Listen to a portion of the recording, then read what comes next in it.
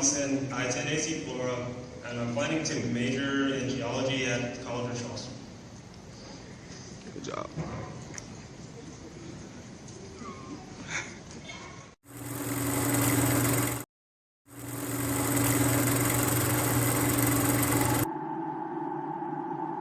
When the lights and camera turn off, I will be here. When the interest and conversation fade, I will be here. When there's no one around, a father will do anything it takes to be there for his son, to protect his family.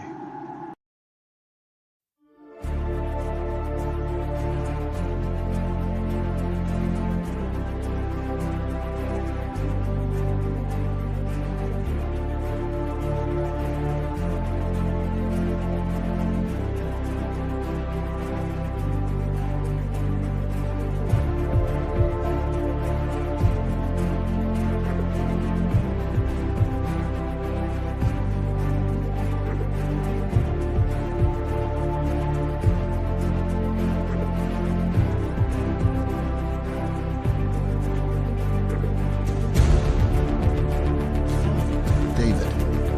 Where's everybody? 9 and 4 months. Without these special people behind me, I wouldn't have a search.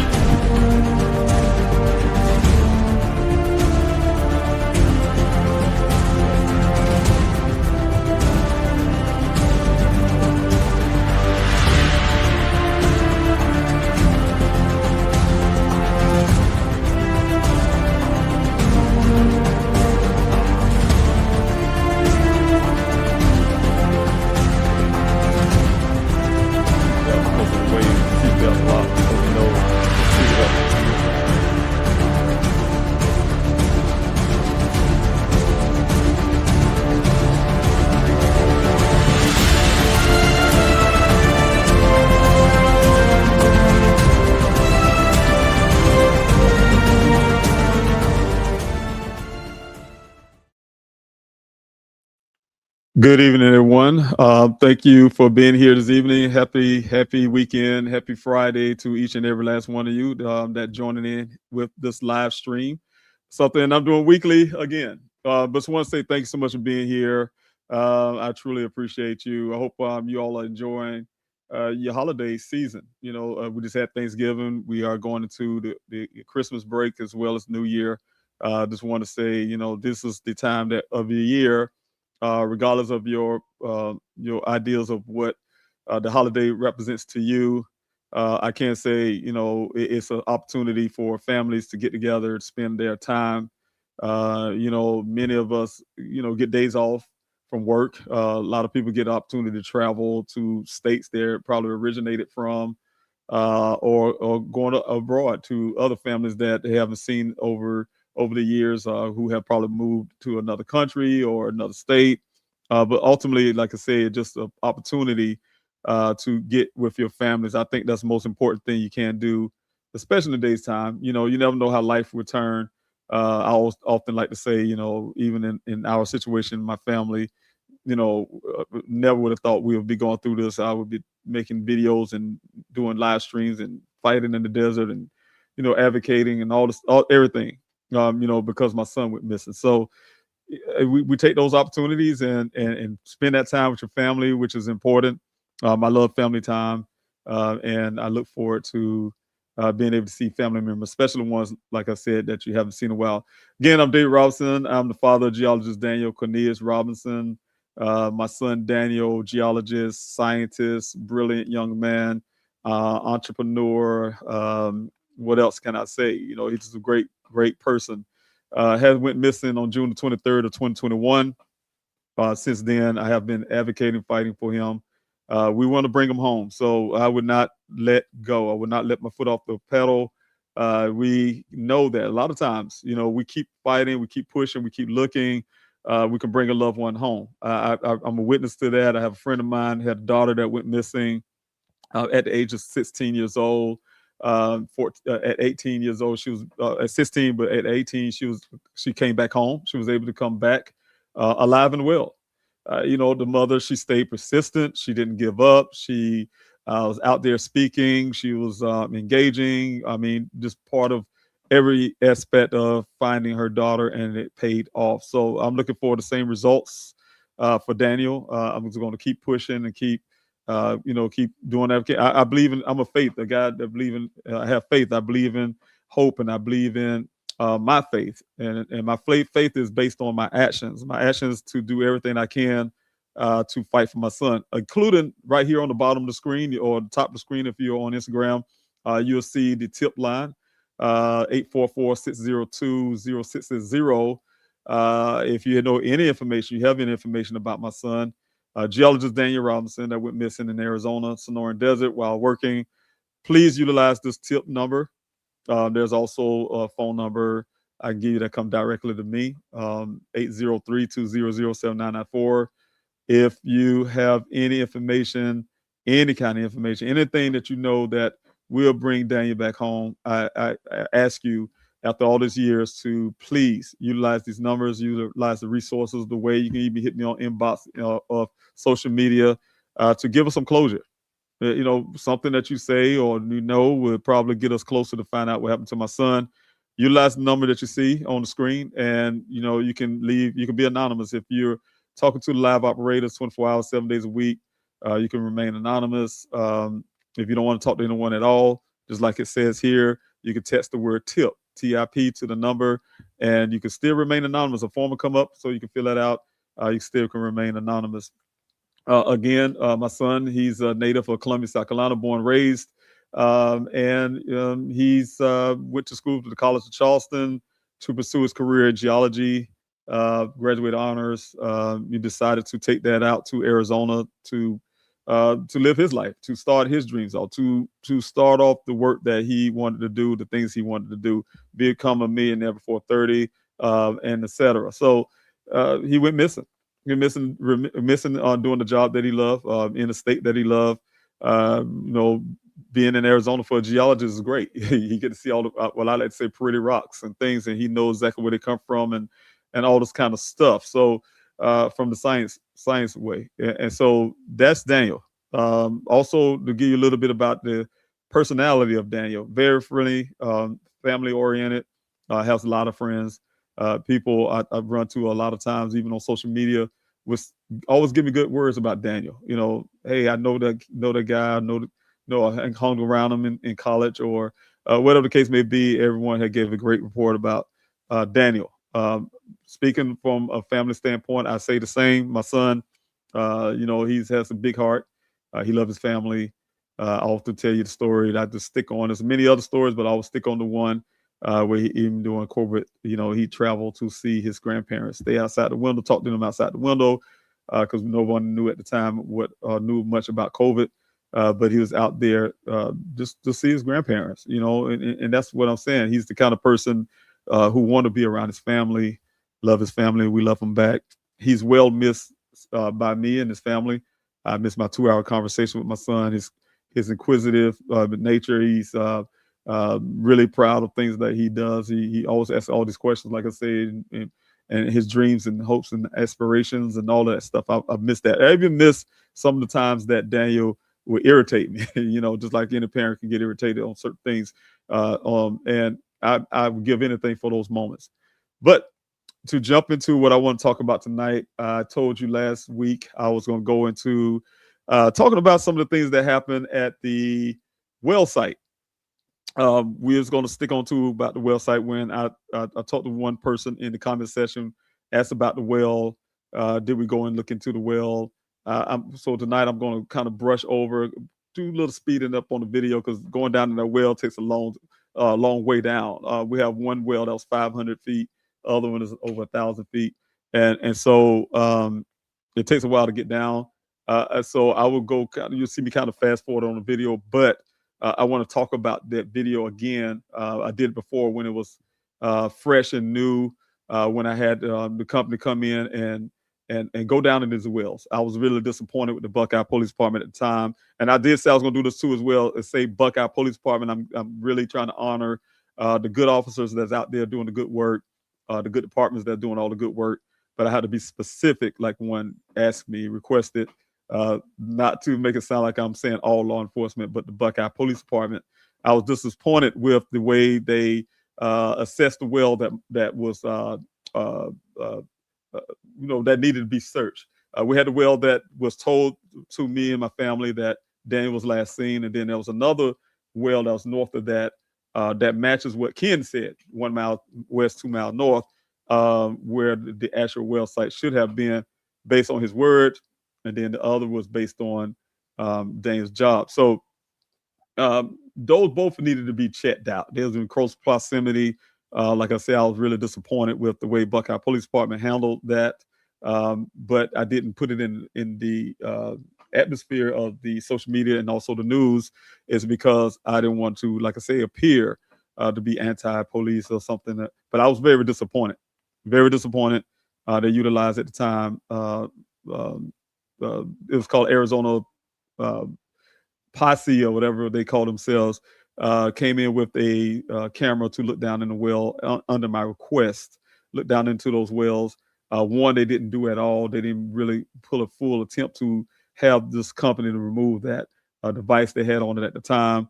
That was the well site I was told, the first well site when I was told that Daniel was last seen. But the second one was really piqued my interest because of the story that Ken gave to me, and as well as the size of that well. And so having that, I wanted the Buckeye policemen to go in there and do both. They did the latter. They did the second well site that I'm going to be really focusing on tonight.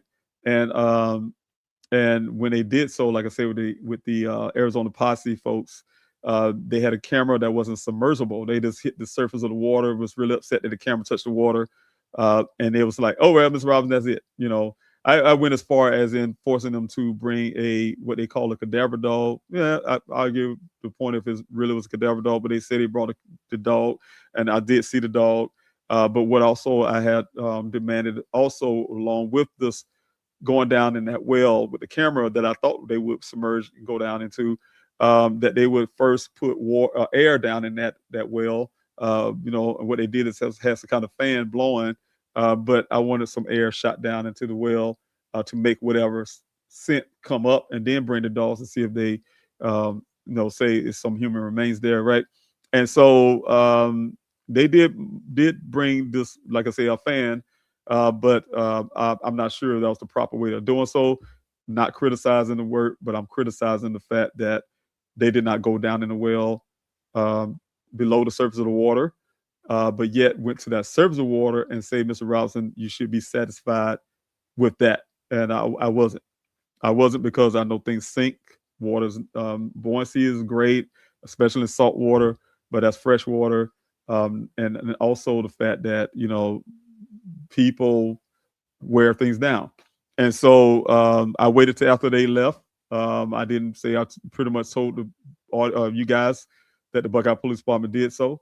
But I did work with another company to go down in as well to actually do the job correctly. Of course, we had to make some strings get pulled to the owners of the well to offer them a free inspection just to get it done. So I'll talk about those right now tonight. I'll show the videos. We're going to talk about also the proximity of talk about the crash site where the vehicle was eventually found. I'm going to continue a little bit of that too from last week.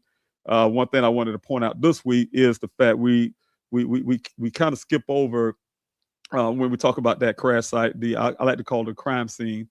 And Buckeye Police Department pointed out that everything on Dane's body was found 3 feet away from the vehicle, but there's a sock that matches the sock that was found. The Buckeye Police Department, the rancher who found the vehicle, Buckeye Police Department who found it, who came to follow up, and they found the socks and the clothing at the scene, at the crime scene. But also there's a sock near the crash site, near the well site, excuse me, that was found that matches the sock that was at the crime scene.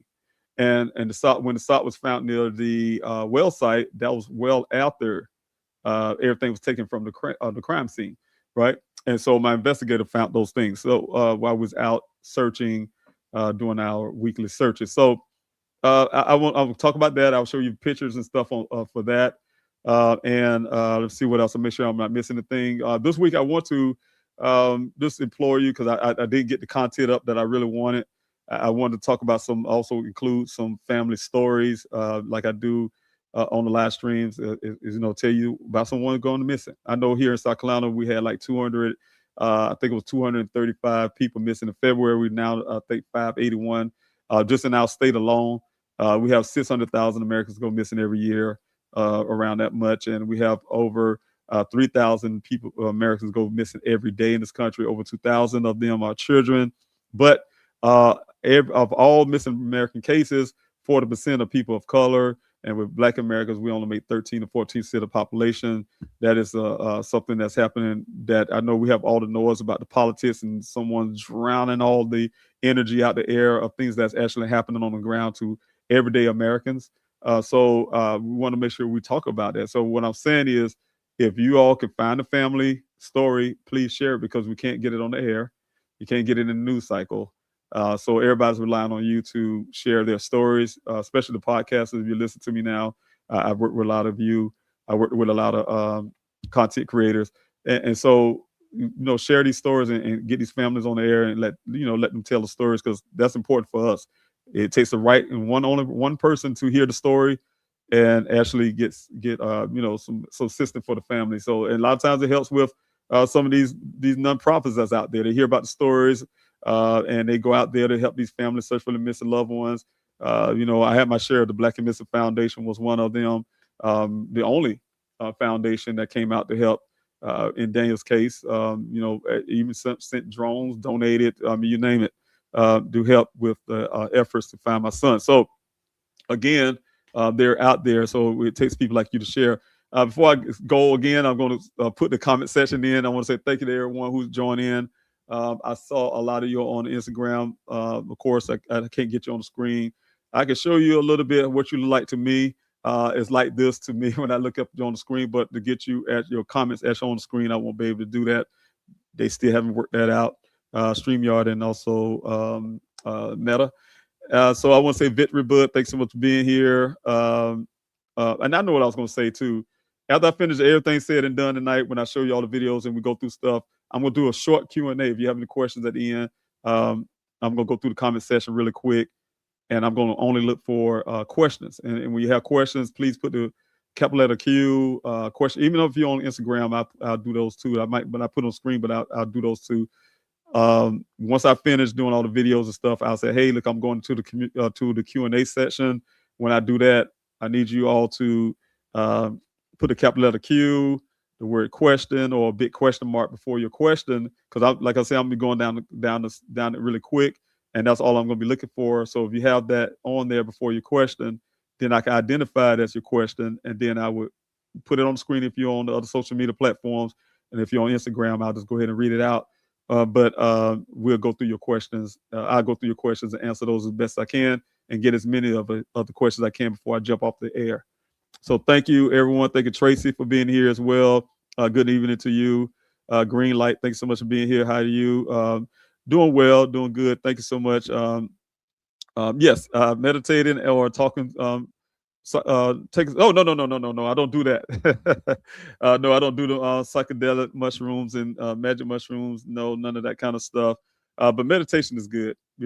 Meditation is very good. I do that much as I can, possible I can. We need that. But the other things, no, I would not do those. But I appreciate it though for you being here, Green Light. And let's see, Dana, thank you so much for being here. I truly appreciate you. And if my moderators are here, I thank you so much for being here on the chats, for moderating. And also, Tracy, thank you so much for being here. Thank you for your prayers. And let's see, Hector, thank you so much for being here. I truly appreciate it. Again, you say hello. I live in Buckeye and used to frequent the area. Daniel went missing in. I always wanted to find justice for him and the family. Thanks so much. We really appreciate your help. If ever there'll be a search out there again, I hope to see you out there at that point. Zodiac, thanks so much. I have a question, Zodiac. I'm gonna mark your question, so at the end I'll come back to it. But I'll read the question, but I'm gonna get back to the question once I, like I said, get finished with the videos and things.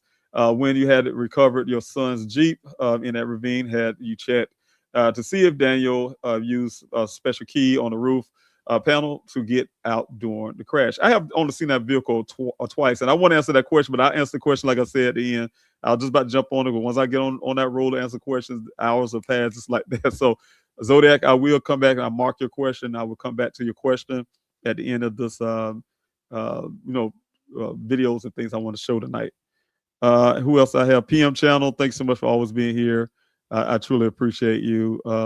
Hello to you and also the moderators in the chat. Yes, thanks so much. And I have a moderator right here. Thank you, Lakeisha, for being here. Good evening, David. Did you ever receive the results of the items in the 1,000 feet well? And that's amazing you said it, because I will be talking about that well tonight, and that's part of the videos I will be showing. And Keisha, I will answer that at the end of that part of it too as well. Let's see. You say hello again, and also, like, if I didn't say it already, thanks so much for moderating and keeping the chat so like I would like to say safe. So thanks so much. I appreciate you. Also, Bob Jean, thanks so much for being here. You have a question also. I truly appreciate it. The question is, what was it a core drilling company or a water well drilling company? It's a water well drilling company. That's what it was. I can't answer that really quick, but I'm going to also mark yours to come back to that as well. And so all the questions I have so far, I'm marking those. And if you're on the Instagram side, I don't see any questions to mark. But please, if you do on the Instagram side, it'll be harder for me to try to scroll back up to find it. I won't be able to mark it. So if you can wait till after, like I said, I finish with the videos and things, and I say, hey, I'm going to Q&A section, and you want to say something on Instagram, please do so at that time. Barbara Jean, thanks so much for being here. Thanks for your prayers. Thanks for Elaine. Again, thanks so much for being here. Wish you all the best in your search for Daniel. Thank you. I really appreciate it. Really need it. So thank you so much. All right, everyone. I will go ahead and geology is great. Whoever said that just now, I just happened to see that as I was jumping off. Victor, thanks so much. Victory, thanks so much for being here. It is really good. My son, he was always pushing me to. First of all, he tried to get me to live in Arizona, but he also pushed me to go to Sedona. He's even before I saw it. And when I had to go do a follow-up, a lead one time, I had to go to Sedona for the first time. Man, when I hit Sedona area, I was like, you know what? I see why he loved this place. It's beautiful, very beautiful. But yes, geology is one of those things. All right, and so having said that, I want to first start off with the website. I want to just kind of just briefly talk about the website. Please help find Daniel.com. And we're going to talk about that just for a moment. I just want to kind of not the fullness of it, but just want to kind of brush over. This is a website, of course, the original website. Please help find Daniel. I started that the first, really soon after Daniel went missing. I thought it was very important. It is very important when you have a missing loved one to create social media pages, as well as, like I say, something like a website where you can put information for the media, for the public, and also help with humanizing your loved one. Believe it or not, that means a lot when I say that. A lot of times when people can actually see the pictures and things like that, they can, identify, the things that the family need and things like that. So you also got the events button up here, the donation button, the sign a petition button, the volunteer the search button, volunteer in other ways, and the print the flyers. So please go to pleasehelpfinddaniel.com and you find out the ways you can help in my efforts to find Daniel. And I want to say really quick too is that I have been a lot slower than I have been in the past on. When I say slower, I have been not able to put as much time as I normally would in my son's, social media and things like that, because I have been running for office, and that takes a lot. Everyone knows that I have done that, and it started from the fact that I am still trying to get cell phone pings for my son's case, and I know families right now are trying to get certain things that technology-wise where we should be utilizing. I'm understanding why. And so it pushed me to push legislation that I crafted, some legislation, the Daniel Robinson's Law, the Police Help Find Missing Americans Act. Something I push here in South Carolina should be hitting the floor and try to get it implemented here. I'm not an elected official yet, but that's what I've done. But what I'm saying is it takes a lot of time on things I'm doing. And so when people don't see me much, I say, oh, you just moved on. No, I never would move on from my son. And so I'm really pushing those things to help other families as well, not just including my son, but everything else. So I just want to throw that out there. But what I want to get on, and I'm going to put a couple of maps up and talk through these maps, and so you can understand what this is about. But anyway, this is the map of, and I open on Instagram. I think everybody may be able to see that pretty decent. At least I hope so. I'm thinking, a little part of me thinking that it'd probably be a little difficult because I see how small it is on that screen. But I'm looking at it from the Instagram and see, yes, it looks pretty decent, I think. Let me see if I can pull up the Instagram here to make sure everybody, the screen is not really full. So what I would do is I would take off Daniel's feet legs and make it just pretty much a blank screen for you guys so you can see. Maybe that'll be a little better. But this is the area where Daniel went missing. Of course, this is the map off the website. Please help find Daniel. You want to look at the sector map, you will find this map.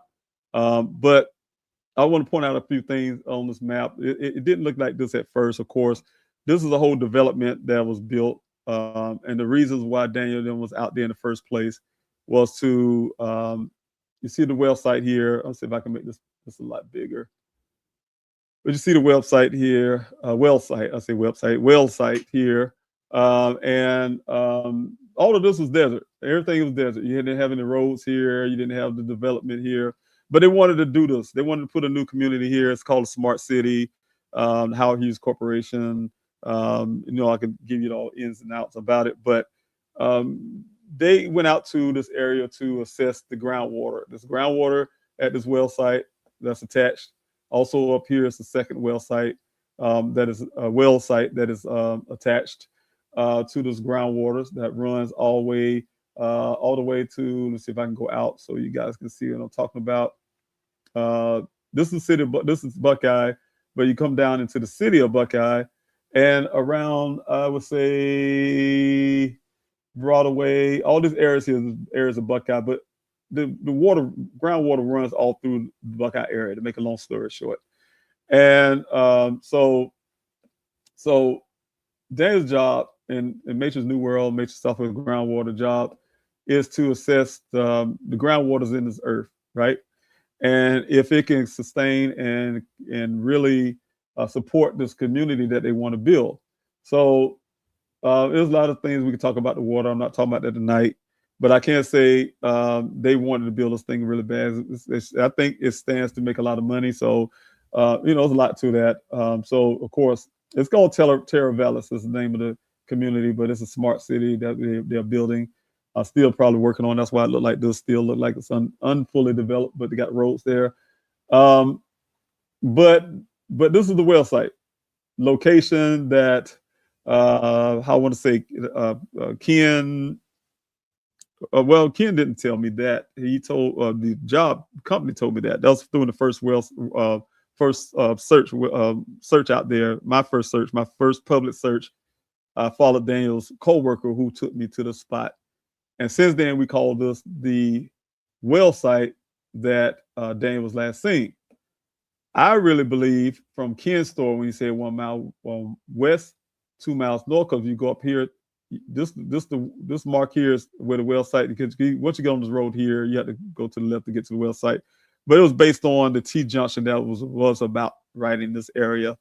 And when you go up, the 2 mile north will take you here. And I've done it. I've done it many times. If you look at previous videos I had, you'll see that I literally,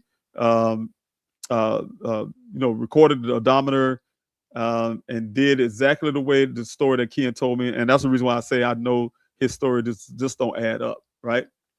And so if you listen to his story, though, it takes you to, like I said, this well site. You can't really see it because we don't have it marked. It's going by what Matrix New World gave me. But this is the well site here, right? You probably can see a little square figure there. I don't know if everybody can see it on the thing, but it's a well site. And according to Ken, his story, that would have been the location. According to Daniel's job, who drove me here, had followed him to this well. He first of all, he got us lost, and I told you the story. He last week he took us to a corral first. That was like a little south of this well. It was probably around in this area. Took us to a corral first, and then said, "Oh no, that's not it." And then they ventured to me here. So, "Oh yeah, that's it." You know, after some time. But when I go specifically by, like I said, Ken's story, it would take you to this point. Now, and the reason why I brought that up because I wanted to show you a few things. We're gonna first start off with the well site. If we was to believe that this is the actual well site that Daniel was last seen, if you travel like what Ken said, you follow the direction that he felt that Daniel went out west into the desert. From this well, he drove south to the T junction, and then he went out west somewhere out here. But we already know that the west kind of goes a few hundred feet, and then it goes south. What it does, it ends up coming south through this area here, and it travels down through here where West Cut this road is, and it travels past this. This is a infrastructure where it's like a power plant type deal, and it goes further down, come down to this area what we call the quarry area. It's a real open area. So y'all hear me telling the story about the guy that was working on my search, was my search coordinator. He first introduced me to this area that morning. It was right here. And you just go this is the area we park vehicles park their cars in. I mean, it's a big open area for get more cars, and I really liked it. But you walk over the hill to get to the crime scene where the vehicle was found. There's another road that comes through here where you can also access the crime scene, right? But it's a real steep hill right here. Of course, you can't tell with this map, but it's very steep. I remember the last time I went up that hill was on April. I believe it was a little before. It was a little before the search, I believe, when I was with Missing Americans, American Most Wanted Missing Persons. We was filming out here, and I was with Paige, and he driving a Jeep was going up that thing and almost turned over. That's how steep it is. I'll just put it that way. And so long story, to get 30-something miles per hour, for a fact that wouldn't come from that direction. And even from this direction is hills too, as well, and a lot of brush. So what I'm saying is to point these things out. I would want to talk about that. Is the distance that you can see, and I'm gonna go ahead and kind of go out a little bit so everyone can kind of notice this. But you can see the distance from this well site, if we want to believe that's the well site that Daniel was last seen, to this location where the vehicle was found. Right, that's a bit stretched. It's about 2.5, 3 miles, and roughly, and so he had to go through a lot just to get there. I'll just put it that way. And so at the scene, I show you a lot of pictures and things at the scene where, a lot of pictures on the scene where, the clothing, like I said, was on the ground. The socks, you name it, the vehicle line on the side, just all of that, everything that was on the ground. We seen that. We've seen that, right? So what I want to do now is kind of do a comparison as well. I'm going to pull up a separate map. It's another map that I want to show you guys on that too as well. Is that this is from Google. This is where I'm going to show you a point where the sock was found. Let's see if I can get that back up again and go out a little bit. This is the area before they built this development. And so the maps now is going to show the development. So let's pretend this is not this is not here. That's the only way I can do this.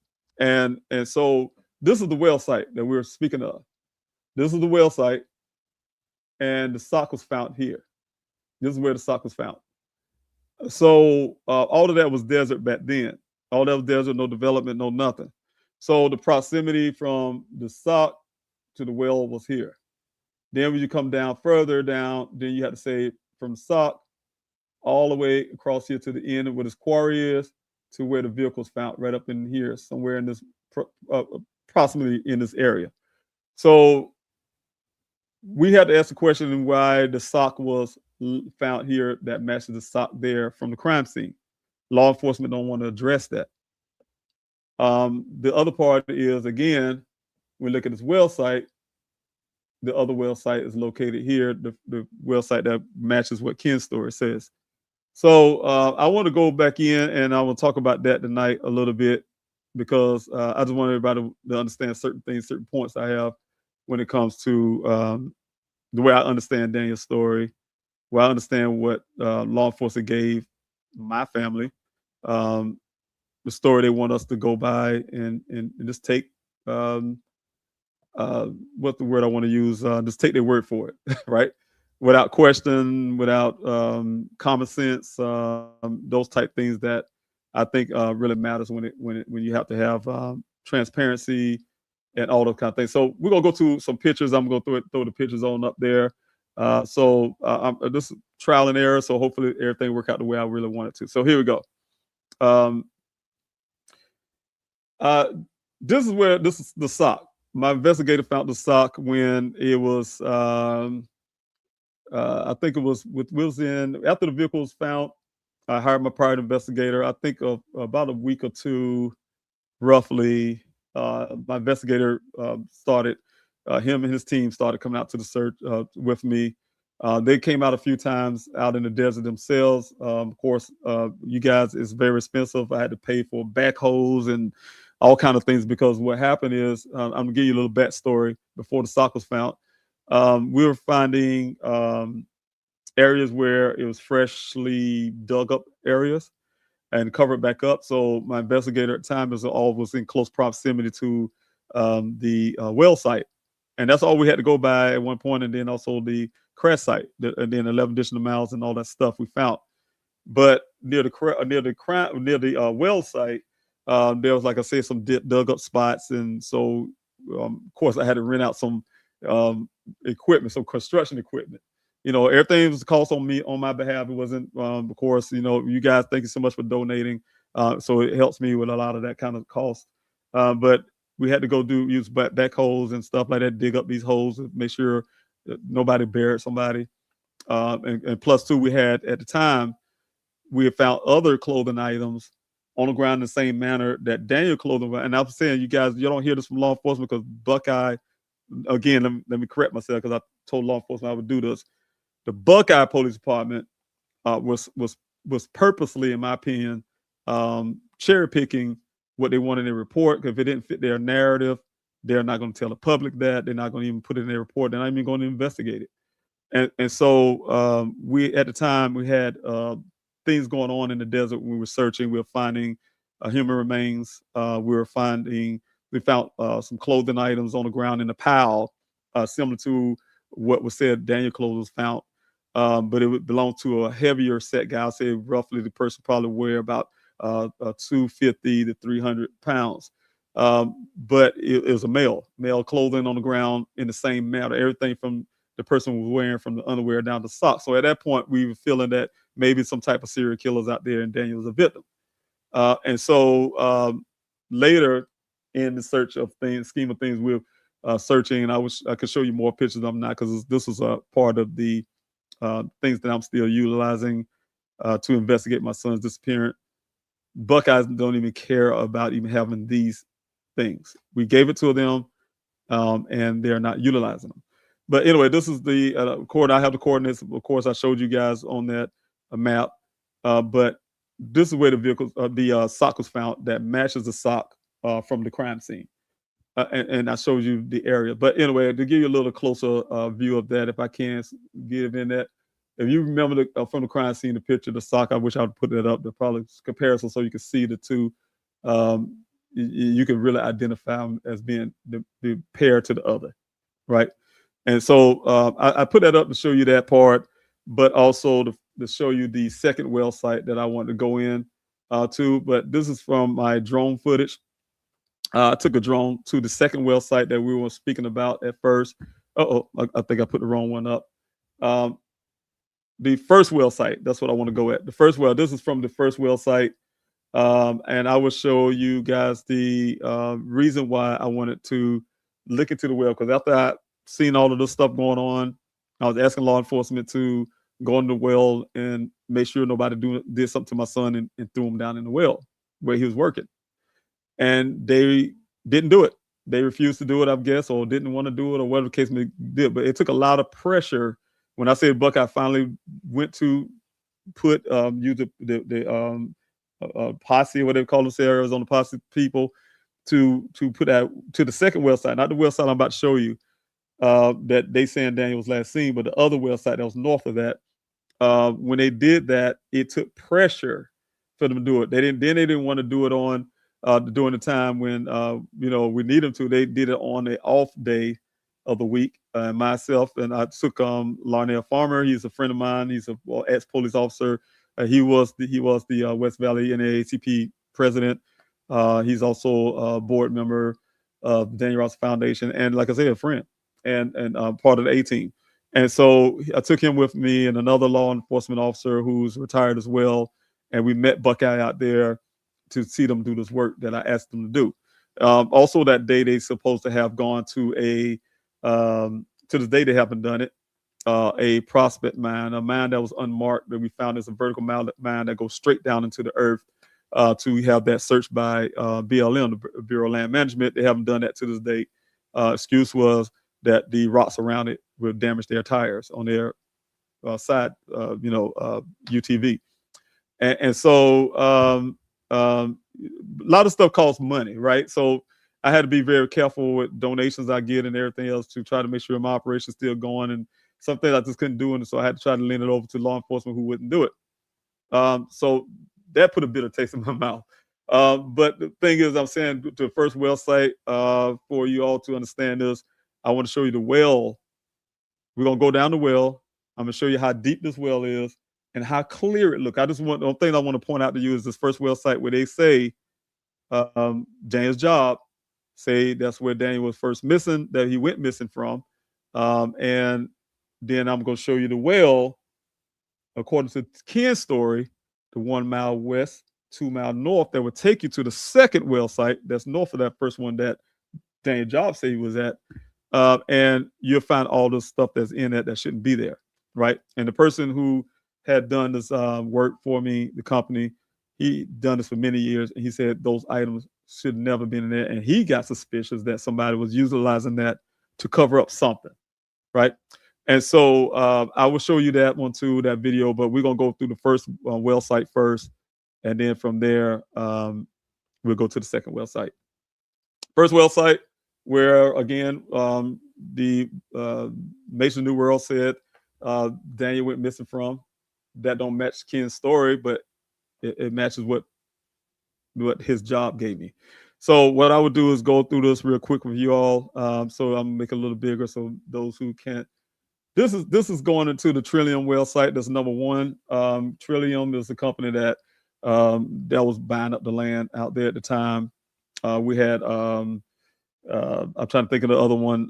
Is on tip of my tongue, almost like but anyway, they ended up ultimately going to Howard Hughes Corporation. Eldorado Holdings. Eldorado Holdings was responsible for a lot of this. They called it the Trillium well site. That's the area at the time. And so the first well site, you see right here, we're at 0. 0 is where we're just about to go into this well. This well is a long tube. You guys seeing the picture of it, what it looked like on the outside. And then you go on to the inside. So I'm going to play the video. We're going to go down. I'm going to be skipping a little bit, but I'm going to talk about the depth of it. But I want you to see, these are the side walls of that tube that goes down into the well. Very clean, very clear, very, you can see this now. I can tell you once you get in the water, you start seeing some of those things differently, but they explain to me what those walls. It's almost like bacteria that grows on the wall and things like that. That's natural for water, right? But I know some of you say, hey, this is well water. I drink this, but but some of those things are natural for the water. But this is the well when you go down into the well. Right now we at 12 feet, 13 feet. So you got kind of look at it that way. That's why you see the point, whatever it is, F being feet. So we're at 20 feet now. We're at 21 feet, 22 feet. And I'm going to skip a little bit to keep going further down. So because it's deep. So right now that's 25 feet, but now right here, let me see if I might back up because I think I went too far. I want to get to the surface of the water. That's 244 feet. So you can imagine how deep this thing is, and that's in the water. I'm gonna back it up a little bit, so I don't know exactly where I'll be at. So I'm gonna try to fish around a little bit till I get to the surface of the water, and then I want to stop there for a reason because I want to talk about the surface of the water. Again, something that the Buckeye Police Department did with that posse folks, they would travel down just like this camera is doing also. But this camera is designed to go underwater. They just had some regular camera they came up with. Then they had some makeshift string type thing they dropped down into the well. But yes, but here we go. Let me back up a little bit. And this is where we're coming into the surface of the water, right at 155.4 feet, right?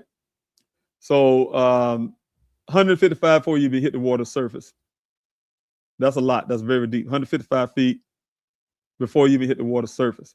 He paused there a little bit because he had to readjust some things. And also at the same time, I told you the only way we was able to go down this well and get a rim, because they told us no, they didn't want to go in the well. But the only way we was able to do that is to give them a free inspection. So he was doing that as well. Wow. Now we're going down into the water at 155 feet. This is 162 feet. You see, starting to see, the bubbles and all this kind of stuff. But as we get down further, I'm gonna skip a little bit if I can, because he's gonna pull back up for a second, but then go back in there. But as we get a little deeper, he'll stop and pause because see the things like that. That's the stuff that's kind of grows on the wall of the well. Kind of look at the health of the well itself, if there's like rust and all that kind of stuff. But he said those things are normal. So he had to take pictures along the way because he's actually doing an inspection at the same time. But my ultimate goal was to find out if Daniel was thrown down in this well. But this well is so narrow. The first well site was so narrow that, excuse me, I hope there's no children here. So as it is, I want to, warn you what I'm about to say. Probably want to cover their ears or get them off. But, if you dismember someone, then put them in. I was looking for that too, right? And so my investigator told me that, of course, if a person tried to get in the well, and I think that was after the fact, but somebody tried to push somebody in the well or whatever, they would have to do that just to get in that well. That well wasn't wide enough for that.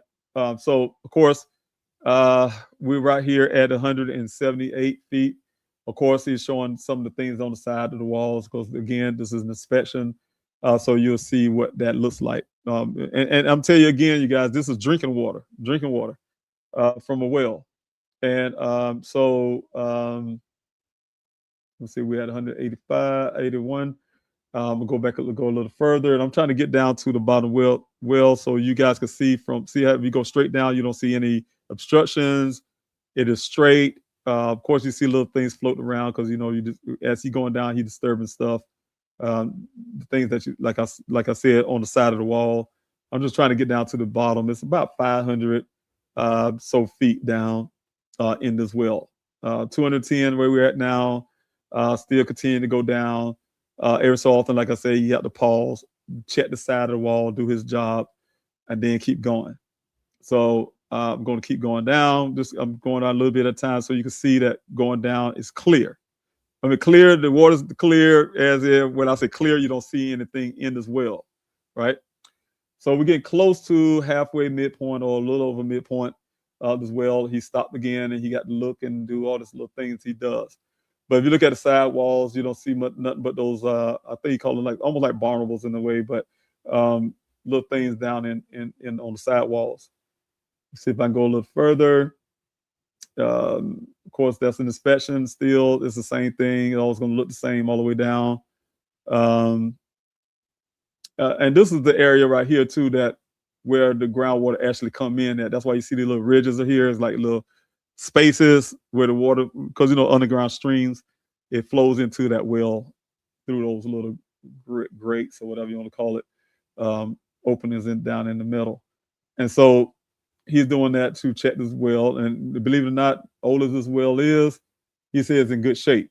So at the end of the day, but let me see if I can go down a little further. I'm trying to get down to the 500 mark, because that's what I know where this well pretty much, which I would do is just go ahead and hit the slider here. And so we can get on down. It's a slow process. Okay. We're at 455 feet near the bottom. Let me see, I'm gonna go a little bit further. And I'm trying to stop when we get at the bottom, because he did a couple things what he does with the point of this. Okay, there we go. Let me back up a little bit. When you get down to the bottom, he's going to use the point of the that camera. It's got some little point edge on. You see that's kind of hanging. He utilized that to dig down into the dirt, right? So that's the bottom of the well, near 500 feet. I probably shouldn't say 500, but 458 feet. And that's the bottom. You see the settlement and things like that. Clear, right? You see straight down the whole round circle, circumference of the well, circle, whatever you want to call it. And you see nothing down there but the dirt, the sediment, and he gonna kind of drop the camera a little bit. And the reason why he's doing that right there, what he's doing, to see if it go even further, because he told me sometimes when the dirt is built up like that, or things are built up like that, the surface, that's where he can find out if that's the true bottom, right? Because if something been poured down in there, it won't be the true bottom. That camera can go a little bit further, push through that stuff. So that's why you kind of drop. But that's it. We don't hit the bottom. So I'm saying this is 459 feet of the first well site. The one that you guys go to and you all say, oh, that's where Daniel was last seen. This is it. This is the well. All right. And so I want to show you the second well site. We're going to go ahead and jump to the next thing here, slide, if I can, to talk about this is a video I did with my drone. Of course, I thank you guys for donating as well. I was able to put drones out. I've been begging for drones, but I would have had the drone footage myself. So I recorded this. This is the second well site where I believe, like I said, that matches Ken's story. So I'm gonna pause it right here. This is the area. If you go south this direction, that's where it's going. If you go down this road right here, you see it travels through here and go along that way. That's how you get to the first well site. But you're coming up to the second well site where I showed you on the map. This is the little square area I was talking about. So you have all these poles sitting here, and and you have this equipment, and that's the drilling equipment. The little poles that you see on the ground, that's drilling equipment. You have a fence around it. I'm assuming to keep people from stealing or something. But when I went to this well site the first time, I first located it, I was wondering why some of the fencing was torn. It was missing, some section was missing. And I mean, when you look at it, it looked like it was taken apart halfway. But also, I want you to really pay attention to this. This is a big mound of dirt. Big mound of dirt. I mean, it's tall. If we was walking, that's pretty much us walking there. I'd probably standing there holding the controller for the drone. But you walk up to the mound, it's pretty high. So it's really, logical for me to say that when I talked about this dirt that's down in that well, and I'm tell you why, it came from this place. It came from this place. People say, where did all that dirt come from? It come from here. I'm sure that dirt used to be down in there and came up here when they were drilling this well in the first place, right? And they put it there. So, but it also been put back in there to cover up something this way it looks to me. So I'm gonna go ahead and play this drone footage. I'm kind of flying over, and I'm showing the area, and I'm pausing right here too. If I can go back just a little, 10 seconds, and I'm gonna pause it, but I was gonna throw in a little something real quick. So I'll say like this, you guys. So people ask a question, say, okay, why do it take you so long to search the desert? This is us. This is area that we did search, all this area here. This is part of the Wagner Wash that goes through here. This is called a Wagner Wash. Water actually runs through here when they have rainy season and stuff like that. Then you have the Hassayapa River somewhere up in that area. And then you can barely see these power lines back up there. That's an aqueduct down that way where they have a canal that runs through. But to get from this point to over there is, I mean, it is tremendous, right? But to get from here to that mountain that you think you can see is even further, right? You probably wouldn't get to it. But the point is, I'm saying is to people who really want to understand why it took me so long from a person that say Daniel was at his well site. If he went that direction, he went that direction, with that direction, that, it's all kind of possible direction angles he could have gone out from this one point, right? How are you able to search all that point and find him out there somewhere on the ground? I'll use an example. And then you have the brush to get to account for. If you was to zoom in, you can see right here ravines. You got things to hide that hides under. It takes a lot. It takes a lot. So that's what I'm saying. It's a major feat to actually go search. But and the crazy part is we didn't have the equipment that law enforcement had, like some of the things that I wanted on the drone, to the infrared systems and things like that, can see heat signatures and changes in the ground and all this kind of stuff that we was asking for at the front of when Daniel went missing, to increase the chances of finding him with those technologies, right? And they wouldn't do it. So that was lost time. But to go back over this video again, that just kind of to show you what this well site looked. So I can't go ahead and skip over that because it's going to just pretty much, but this you can see a closer look at the well site. There's some type of equipment there. I think it's a kind of pump. And also this is the well here, but it's wide enough for a person to drop straight down in there if you was to be able to see that well a lot closer. Let's see if I can do that. But you see what I'm saying? The fencing are missing. It was torn down, and especially on the sides here is intact. But you see right up in here, you'll see some of the fencing missing, and also there's a wood structure right here that holds these pipes up. You see the wood structure that's going across here. I'm assuming that there's one here, that's one there. There should have been one here. That's one laying here, but some of the wood structure is missing, and then one of the poles that goes through here is missing. There's got a section here that's missing. And also you have the other drilling. So you probably see like almost like a drill bit there. This all the stuff that they use, I would say Weber Waterworks or whoever that can work for the company utilize this stuff to drill the wells, right? And so when I went to go have this well search, you take the top off. Like I said, if you're standing there, you can see how a person just drop straight on down in there. And so I wanted Buckeye Police Department to search this well the correct way. Search this well and, make sure that my son wasn't put down in this well. Again, like I said, if you follow Ken's story, that Buckeye, in my opinion, purposely don't want to investigate, it would take you to this well site, not the first one. So having said that, some more views. But we're going to go ahead and go, and this is that pile of dirt I was talking about. And we're going to go ahead and go into this well real quick so I can jump off this live stream and answer some of your questions. But we'll jump into this well site and talk about those. All right, if I can get it play here. Let's see if I can get this up. My hard drive is moving a little slow this time.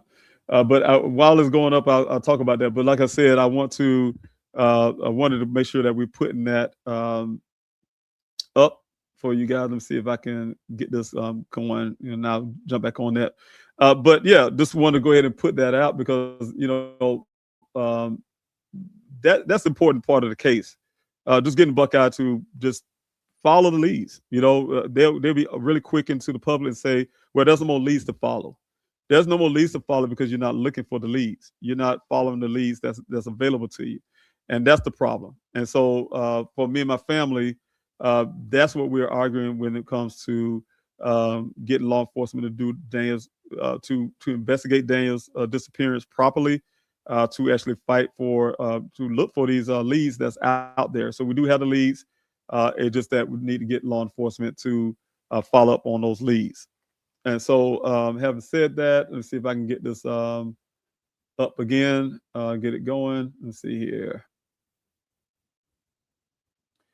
It's always like that when you want to do something. Sometimes I lose a little. But here we go. Let's go ahead and do this. And so you guys can understand this. But this is a Trillium 2, right? To well site. Well, this should be 2. Let me see, make sure it's the right one I got. Let me see, double check. I have to double check this because I don't want to put the wrong one up there and we're looking at the same well. Let me see here. It sure was. Okay, let's go ahead and do this, get this right here going. All right, there we go. This will be the second well site for you all. And once they come up here, let's see if I can get this thing going right. Have a little problem getting it going, but we'll get it. We'll get it together here.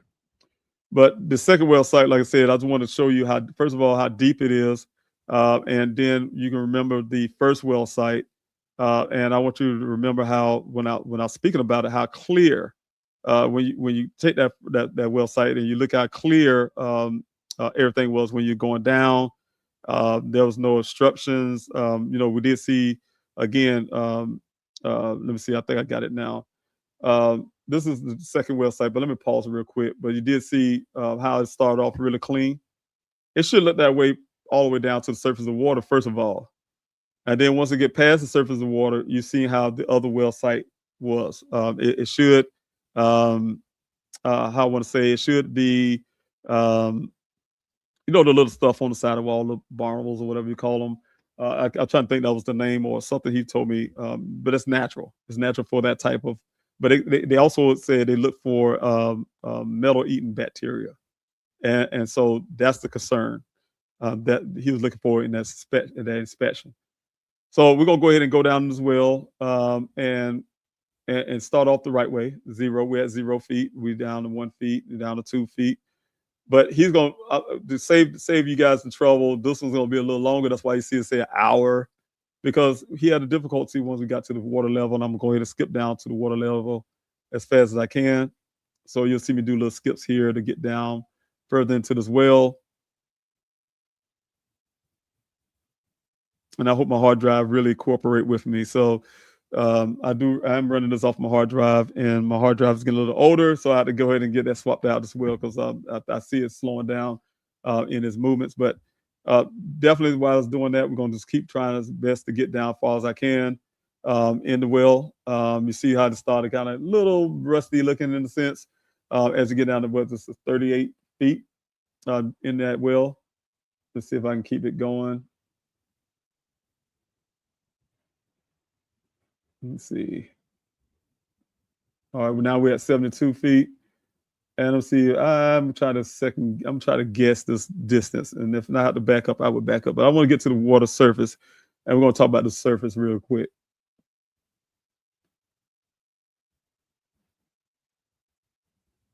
And please bear in with me with the slow hard drive I have. So we get those things worked out with that as well. Okay, there we go. That's the surface of the water. We're coming to, and I'm going to stop here because he's going to pull it all the way out. Like I said, it's going to be a long term because when he hit the surface of water, he had to redo something because he saw something at the surface of water, and he had to readjust, things to get past this water surface. But having said that, this is the weird part of me. At 104 feet so far, we're not even at the water surface, but we're getting to the water surface now. I can't say what happened is he's actually I remember this. He was wanting to come down at a right angle. He had to come down straight down the center, so that's why he's pulling back out, and then he's going to have to drop it back in again. So what I'm going to have to do is keep fast forwarding until we get down to the water surface. And when he's going down in this this well.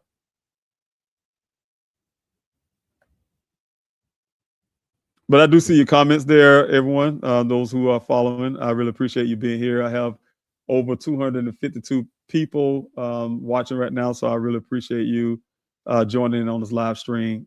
Thank you again. Thank you, everyone who's been supporting me from day one. See how the camera moving. He had to. That's the reason why he had some little issues with the well at first, trying to get the camera steady to go straight down. And so he had to end up pulling in and out. So I'm going to keep fishing until I get down to this water surface. And I pretty much remember when he actually going inside that. But I want to say again, thank you everybody who's been supporting me from, we'll come back to it once I get to the water surface. But everyone who's been supporting me from day one, is searching for Daniel, doing everything I can to fight for him, and that's something I'm continuing to do. But I need people's help, because I'm doing multiple things at once, not just one thing. If you if you're watching the YouTube channel, not YouTube as well, but watching the Instagram and Facebook and stuff, you saw that I did one video earlier at 6 o'clock, for different purpose, different reason, and then I jumping on this, and so I'm a person that's doing multiple things at one time, and so sometimes those things can kind of run off together. So I really appreciate you all helping much as you can, and supporting, because I need that to make everything I do possible, because it'd be impossible to do everything I do, and and try to keep pushing forward. A lot of times I have to end up even encouraging myself. Sometimes you want to quit. I have people that quit on me too. Believe it or not, I have people who will work with you, but end up leaving. And so let me go. I'm right here where I need to be. So I'm going to put this back up here for you all to see this. And this is 168 feet where the water level comes in at. And he was shocked when he see that. That's why he had to keep pulling in and out. So now he had to get a point where, what this doing down in here? Now, remember I told you it was a straight shot to the water surface and a straight shot to the bottom. So when he made it to the water surface, is right here, he seen all of this stuff. And that was shocking to him, because he had never seen that before. And mind you, he has been doing this for many years. And he said, this stuff don't belong there. First, he didn't know really what it was. So he was going to try to work his way, how I want to explain it, because I'm going to have to skip all of this, around the sides. He said, whatever this is, I'm working in this way. So he took the camera down, he pulled it back up to orient the camera to come straight down to this point, thinking that he can go straight down. But then when he went straight down, he was stopped by this right here. This would end up being one of those pipes that you saw on the ground that was missing out there.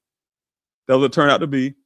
And also the wood structure I was pointing out that should have been on top was the only thing that kept this pipe right here from hitting the bottom.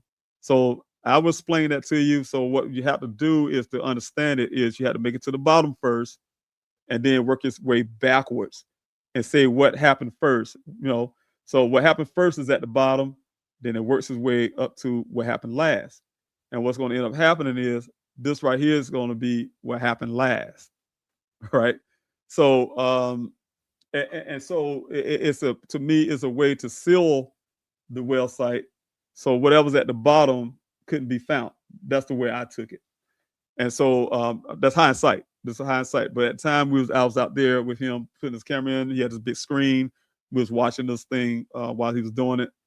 And so this is where we're at this point, 167 feet, trying to figure out a way to get past this, or if he could get past it at all, at the time.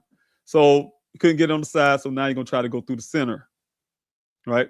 Center of the pole, and work his way in as well through the center of this pole that's sitting there in that well. And so you'll think at this point that maybe this is how deep the well is. Whatever this is sitting at the bottom of the well, and that's how deep the well is. Well, that was from my non-expert opinion, right? So I'm gonna see if I can skip ahead without going too far. But imagine I'm telling you we're gonna go through this up and down quite a bit until he figure out a way to get past this point.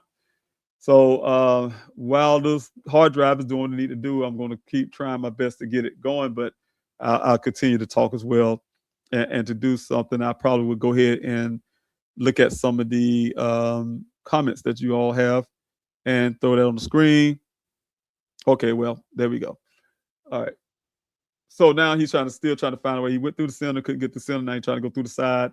He uses things, and so often you hear the starlight. Starlight is the little camera, the light that goes on the other end of that little circle, so you can see a lot clearer, right? And so let me see. Once we get past all of this, let me see if I can get y'all to a point we can get past all of this, so you can see what this is, and I can point it out. So let me go ahead and do that while it's trying to load. But thank you so much, Maltese, for being here. Say, where does the water from the particular well flow out of flow to and inspect that. Just an idea where it goes flow out to. It goes down to Buckeye, and so like I told you on that map, all of these areas are very connected. So, but he gonna go to the side, and if I was getting it down in this water, he had to end up going down the center of this pole. But I was gonna show you when he went down to the side, trying to go through the side of this pole, what was holding that pole up, so you guys can understand what I was talking about before he had to end up going through the pole, the center of that pole, to get to the bottom of this well, right? But to answer your question, where do the water? Like I said, this is an area. All of this is the area of the Buckeye area, but all of that water is connected. Phoenix, Arizona is affected by what's happening out there in that area. So that's why the Arizona State University was really concerned about this project being built in the first place, taking away water. Of course, they have water rights and all the stuff going on. And so sometimes, everybody does a desert state, so they need groundwater. And, you can't over utilize the water that's there if it's not going to be able to recharge that 100-year mark that charge itself within that 100 years. So it got to be enough water supply to last people who's living in these communities, living in Phoenix, living in Buckeye, living in Surprise, Goodyear, you name it. But they connected. They connected.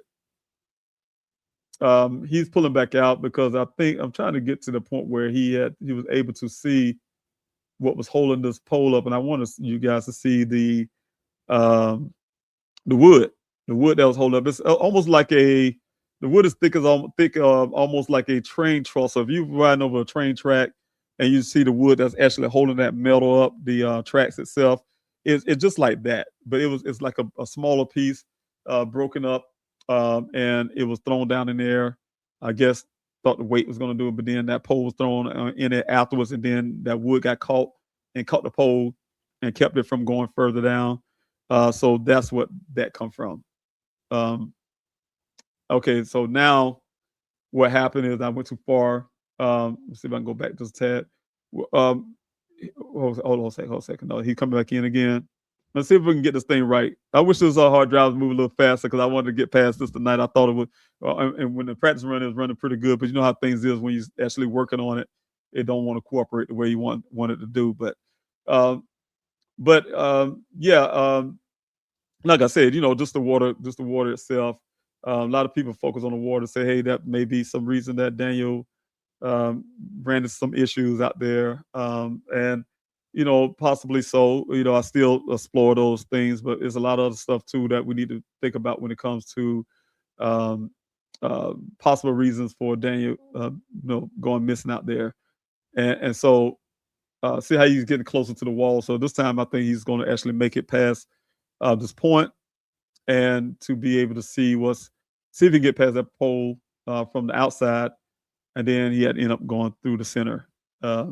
But I really hope I get to show you guys the structure that's actually holding that pole up. But I don't think so. I'm trying to make sure if I can get that, but it was trial and error to try to get past. It took some time. Let's see if I get it going. But let me go ahead and go ahead into one of the other questions if I can get that while this is going. Thank you, criminals hate me. Thanks so much for being here. And it is part of my theory about what could possibly has happened to Daniel. I'm assuming you had a message before that one. So thanks so much. Let's see.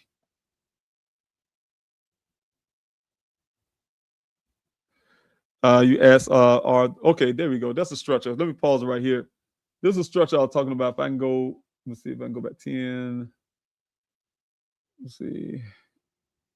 But we said, are those bricks at the bottom of the well, like someone threw down to see the depth?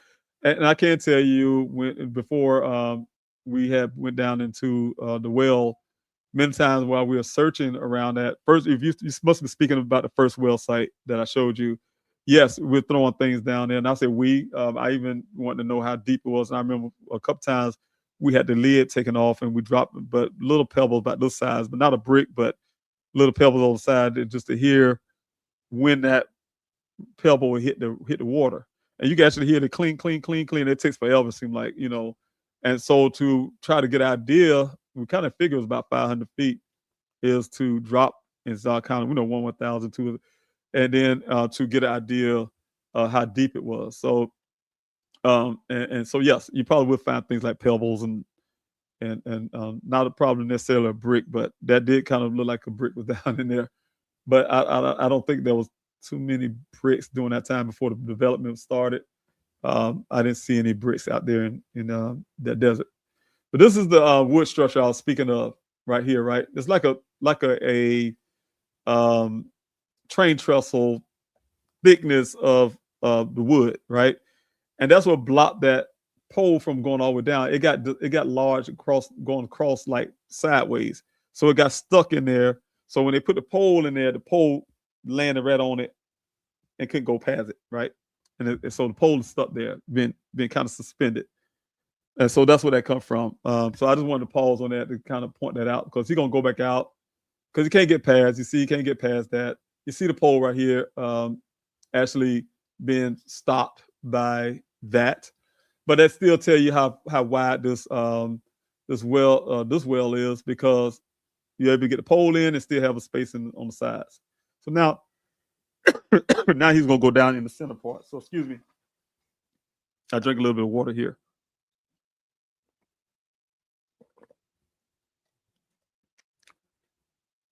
Everyone, give me a quick second.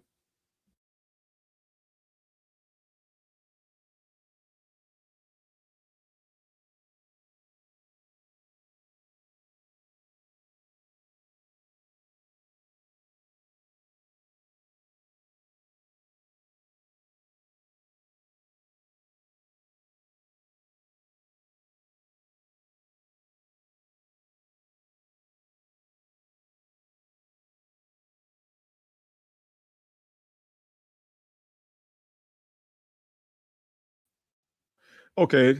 All right. Now we're at 188 feet, but we're past the wood structure. Again, like I told you from the first well site, if you look at the difference between that well site and look at the walls of this well site, you start to see a whole bunch of um, fragments and stuff like that. Excuse me, everyone. I'm choking a little bit. I had to get myself together there. But you see a lot of fragments and stuff like that in the water, right? You start to see that a lot, right? When we went down the first well site, you didn't see this much stuff floating around the water. I was asking him that. He thought that was really different too, but he assumed that maybe it was a lot of sediments that was just kind of floating around from the side walls. But then as he was going down, he noticed that it also was, if you look at here, you can see all the wood structure, you see all of this, a lot of dirt, right? Those are dirt particles. So I'm gonna see if I can make it all the way down, because it's a bit long travel. At the same time, I'm gonna answer some of the questions if I can get them. That's probably a good idea while I'm waiting on this thing move so slow. Let me see if I can have any questions. I can go back to some of the questions I had at the beginning. Then I'll work my way back down. The start questions. Let's go with that first. Oh, that's 298 feet. I'm going ahead and let that run. I'm asking questions really quick. Question: when you had recovered your son's Jeep in a ravine, excuse me, had you checked to see if Daniel had used the special key on the roof panel to get out during the crash? And that's the thing. I'm glad you put that out, Zodiac. And I know who you are, Zodiac. So thank you so much. When I start thinking about it, Buckeye said to me as a family member, we have 327 feet, but look, I want everyone to pay attention to the walls, how dirty it is and how different it is. Remember, I was showing you the other wall, or the other well had little barnacles on here and there, but it wasn't like this, right? And that's because this well has been treated a lot different, and you'll see the reason why once we get down further. The other well site was close to 500 feet. This one was twice that, so it takes a while. So I'm going to go ahead and do this while that's going on. We'll talk about. You see some of the wood structure that actually started floating down from that wood that was blocking. and you'll see the thing called Starlight coming on a little bit. So he still had to do inspection and all the stuff. This well right here is in a real bad shape. So he's doing utilize. You'll see the thing say Starlight, and he's doing his stuff. But to answer that question, Zodiac, I was told by the Buckeye Police Department when they did the initial explanation of what they say they believe happened to Daniel. And one of the things they pointed out after they said, oh, the vehicle flipped and roll and all the stuff, and he had a seatbelt on and all those things, they said he kicked his way out of the sunroof.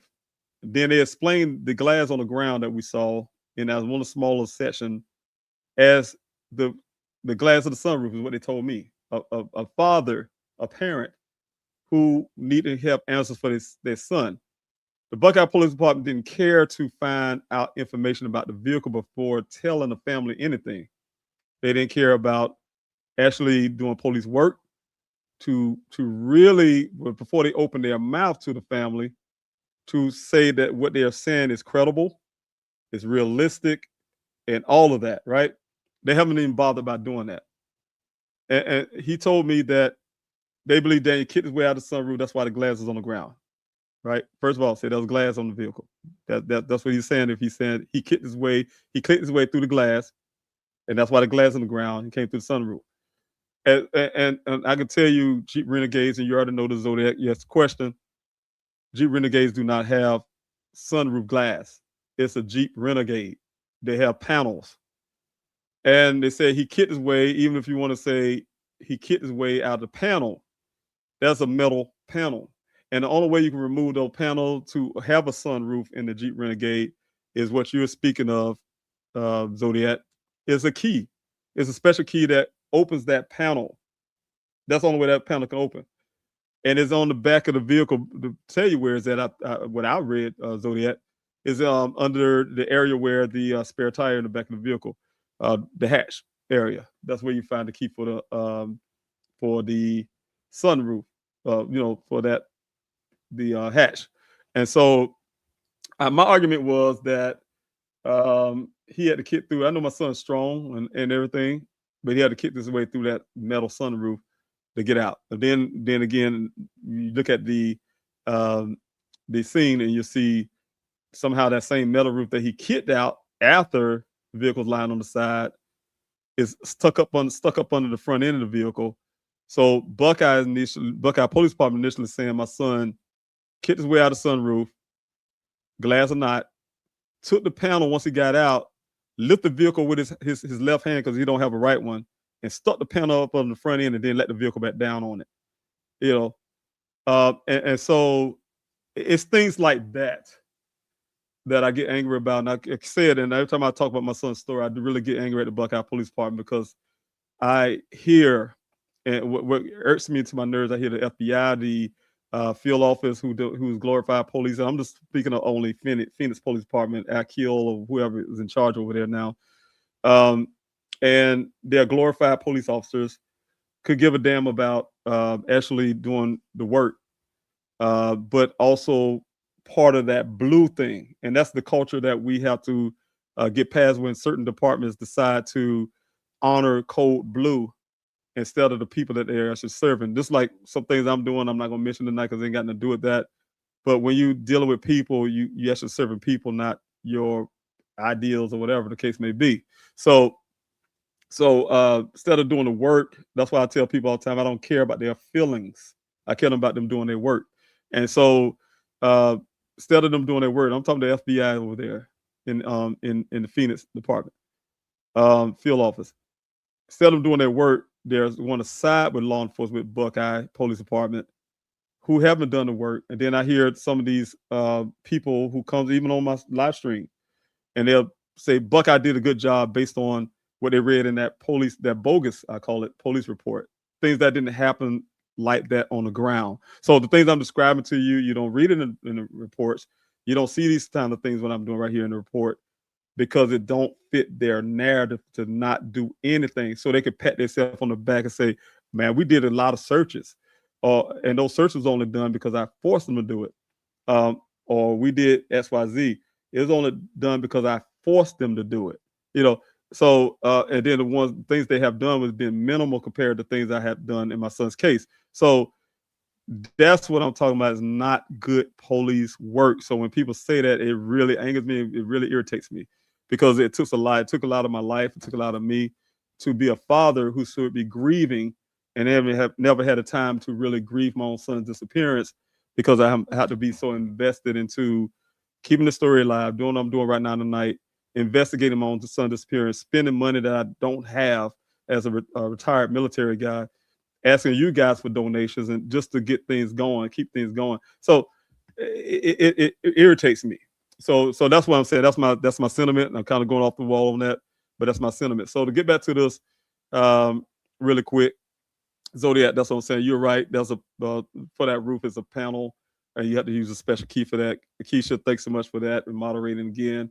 Yes, did you receive results from the items at 1,000 feet well? No, I have not. You guys will not see. The only thing you'll see about that report in the Buckeye Police Department report again, if it don't fit their narrative or I would say cover up, then you're not going to hear about it. They were forced because I put the media on them. After I did this video, after you see this video right here that you're looking at tonight, I kept showing it. I went to the to some forensic departments at universities, even Arizona State University as well, who would look at it and they would say, yes, the FBI need to be in this because what you're going to see at the bottom as well, very well could have been a human skull, the top of the human skull, and so on and so on. And then I'm explaining to you from common sense. I sometimes I think about people would look at me as a father and say, well, the police would know how to read evidence. I would say, no, that's not necessarily true. What I'll say is I'm just as educated as they are. Whether they went to some detectives class or school or whatever they do in the police department, I have a thing called common sense. A lot of things is common sense, first of all. A lot of things is just what it is, what you see. And so what I'm saying, the argument I have on that is, if anytime when I'm just doing something very simple, you're saying you're a detective and you're investigating a case, and your prime suspect is not the last person that's seen this person, you got a problem as being a detective, in my opinion. That story should be scrutinized, and this person still missing scrutinized. The phone records should have been pulled, the data from where they were located when they say this happened, and I mean all of that should have been done. They want to bring up the young lady. They should have had the camera footage to prove to say my son was actually did what they said. She said he did, or whatever case may be, and that's not police work, you know. And those are simple things, don't even cost money. Because if I can go ask somebody a question and just get a camera footage, how's that costing money for the department? That's called just doing your work. But yeah, to answer your question, no, they haven't done anything. When they went in this well site that you guys see right now, and the stuff I'm going to show you, when the Buckeye Police Department came out of this well, they was angry because I've had them go down in this well behind me. Instead of taking this footage I got right here, we already have, they went behind me, right? This is what they did. They said they was going to do it. And what they did is they went behind me. When I say behind me, they made sure they didn't alert me, so I won't be in out there on that scene with them because they knew I was coming. They did this before when they did that Civil Air Patrol search too. They went out there on their own without alerting me, which they said they was gonna do, and they went down in this well for the second time and they pulled whatever all the stuff I'm gonna show you out of there. But then when they showed you the public, and I'm gonna show you the pictures one day, I'm gonna bring that on my next live next week. What I said equated to pocket change. So all the stuff I'm gonna show you, they're not gonna have it on their video because it don't fit their narrative. What they're gonna show you is on a little metal thing, whatever they had. You're gonna see like a screw here and a little circle of metal bolt here, and they said that's all we found in this well. Don't that sound like a cover up to you? So, and I have video footage right here of that well, of the stuff that was in that well, and I explained to using common sense how this person work your way from the bottom to the top is how all of this stuff that you see floating around right now looking different from that well you haven't cleared up yet. How all of this came to be. Just use common sense. All right. And Barbara question, was it a core drill company? I think I answered this one, Waterwell. drilling company. Yes, Weber Waterworks Ken Company is a well drilling company. Also, they're a recovery company too. They can pull things in. They can put things in and pull things out. So I want to say that too. All right. So let's go back to this video for a while and I'll answer some more questions shortly. If y'all have any, and I'll check the Instagram once I say I'm going to the Q&A session. Please, again, put the letter Q, capital letter Q, the question mark, or the word question before your question, because at that point I'm going to go straight down the comment section and just look for that. But we're at 585 feet. You see how dirty this well is. Again, that's the grates where the water comes in through the groundwater.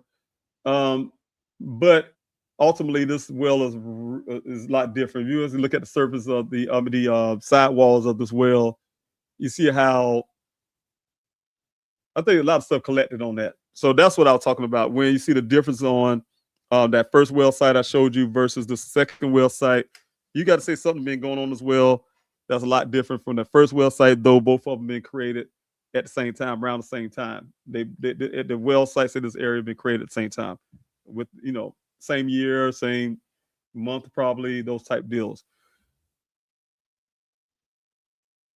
Let's see, we had 622 feet. Remember, the other well site was close to 500 feet, but we're still going. So I'm trying to get down to the bottom, because I'm trying to get down to the area where I want y'all to see. So I'm going to skip ahead and see if I can get it going. I hope I can get it there close, because we get close. I'm at an hour and 31 minutes of, and I really appreciate it. I'm up to 300, over 300 viewers. So I really appreciate you guys sticking in here with me. Thanks so much. I guess I'll wait till this load up again, get to moving. I'll just let it run. I'm trying to wish I can rush it a little faster. Every time I push it a little faster, it pauses on me. So I will see if I can find any more questions. And if you're on Instagram, I have to do that. Definitely have to do it after I get to that point, because I have to swap screens, and y'all looking at the screen that I use to look at everybody on Instagram. So please hang in there with me. All right, so let's see if I have any questions on this other end. All right, that's 738 feet.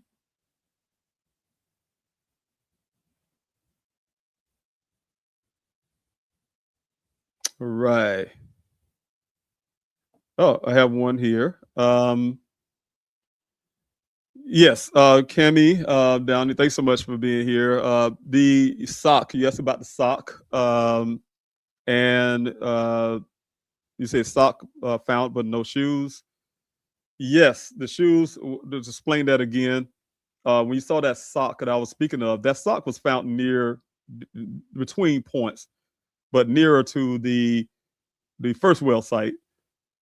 And the second sock was found on July 19th. Okay, I can put it in this way. July 19th, the vehicle showed up. July 19th and July 20th was when I was aware of the vehicle showing up. But what I got from the Buckeye Police Department on the 19th, what the picture that you saw at that crime scene was the pictures that Buckeye took, or out of the rancher took. So I have a bunch of pictures. And on that scene, on that crime scene, was everything Daniel's wearing, from the underwear down to his sock. But I would just say sock, like plural. Singular, excuse me, singular. Sock. There's one sock, and not plural, because it is only one sock, right? And so the other sock is found some days after, when I hired a private investigator. I say, thinking like a week and a half, 2 weeks later, hired a private investigator who ended up coming to one of the searches. And when he came out to my searches out there, him and his team, I used to rent 8 UT what's called quads for them, and they go out and do their thing, their own little thing, investigate it. And my investigator, looking around that well site area, doing whatever he does, found that sock, the other sock that should have been at that crime scene, if they so-called claim that Daniel took his clothes off and put it in that pile, right? And took his socks off too, I guess. That sock should have been with that other sock. But no, it was found at near the well site is what the way to explain that. So that's what I'm saying. That's the point I'm saying. Those two socks, no, it wasn't the shoes that was found at anything that Daniel wears shoes wise, they say it was the boots. One boot was tucked up under the front end of the vehicle along with that panel I was talking about from the sunroof. And the other shoe was on the other side of the vehicle, closer to the wheels. So, I mean, or the boot. Those boots. Those his working boots. They you know, that was found at the crime scene. So there was, but it wasn't with the other sock. You know, the boots was with the crime scene. So that I hope I explained that correctly. All right. Let's see here.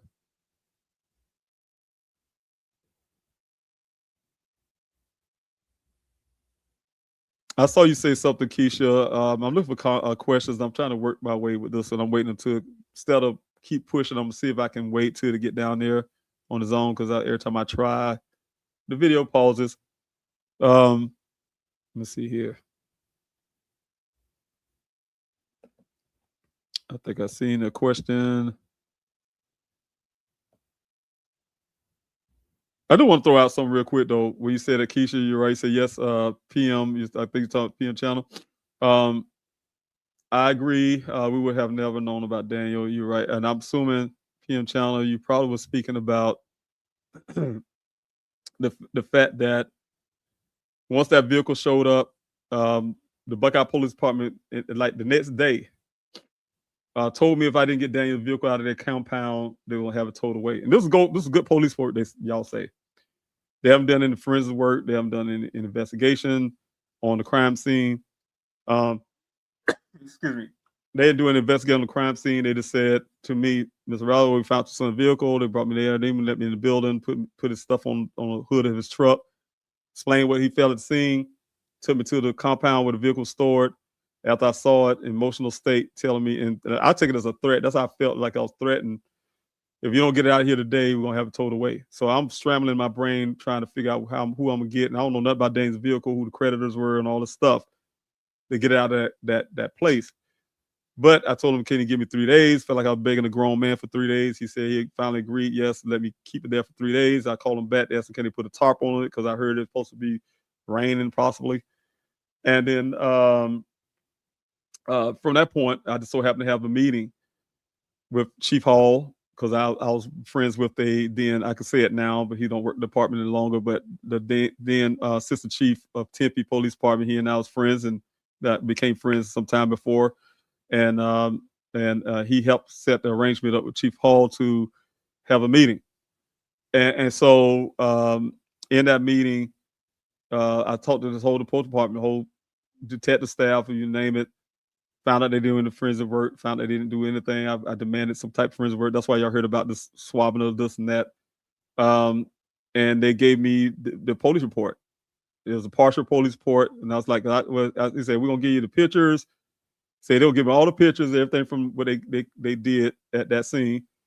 There was no helicopter footage because there was no helicopter out there because he said doing all that, but there was no footage, nothing. Matter of fact, he didn't mention all of that. Detective Biffin did. He was saying something crazy. Oh, we had helicopters, low flying helicopters. If you hold your hands up like this, you can touch the bottom of the helicopter how low they was flying or something to that effect. This to me was like marking me.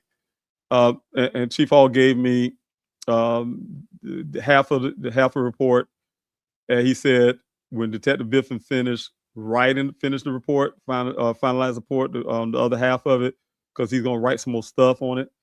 He's gonna give me the full report, and they'll be done.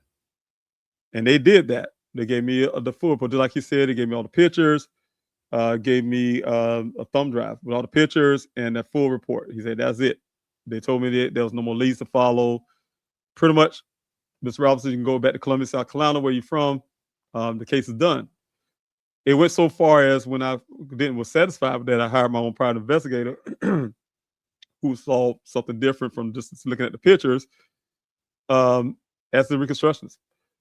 And he went to examine the vehicle and everything else. Where's the vehicle? I told him it's still in the apartment. I had them to do forensic stuff on it. I ended up swabbing. I asked for fingerprinting. They said swabbing the steering wheel shifter and door handle. He went up there just to get the black box data and everything else, and then pull the vehicle out of there, see if it's finished. They said it was finished.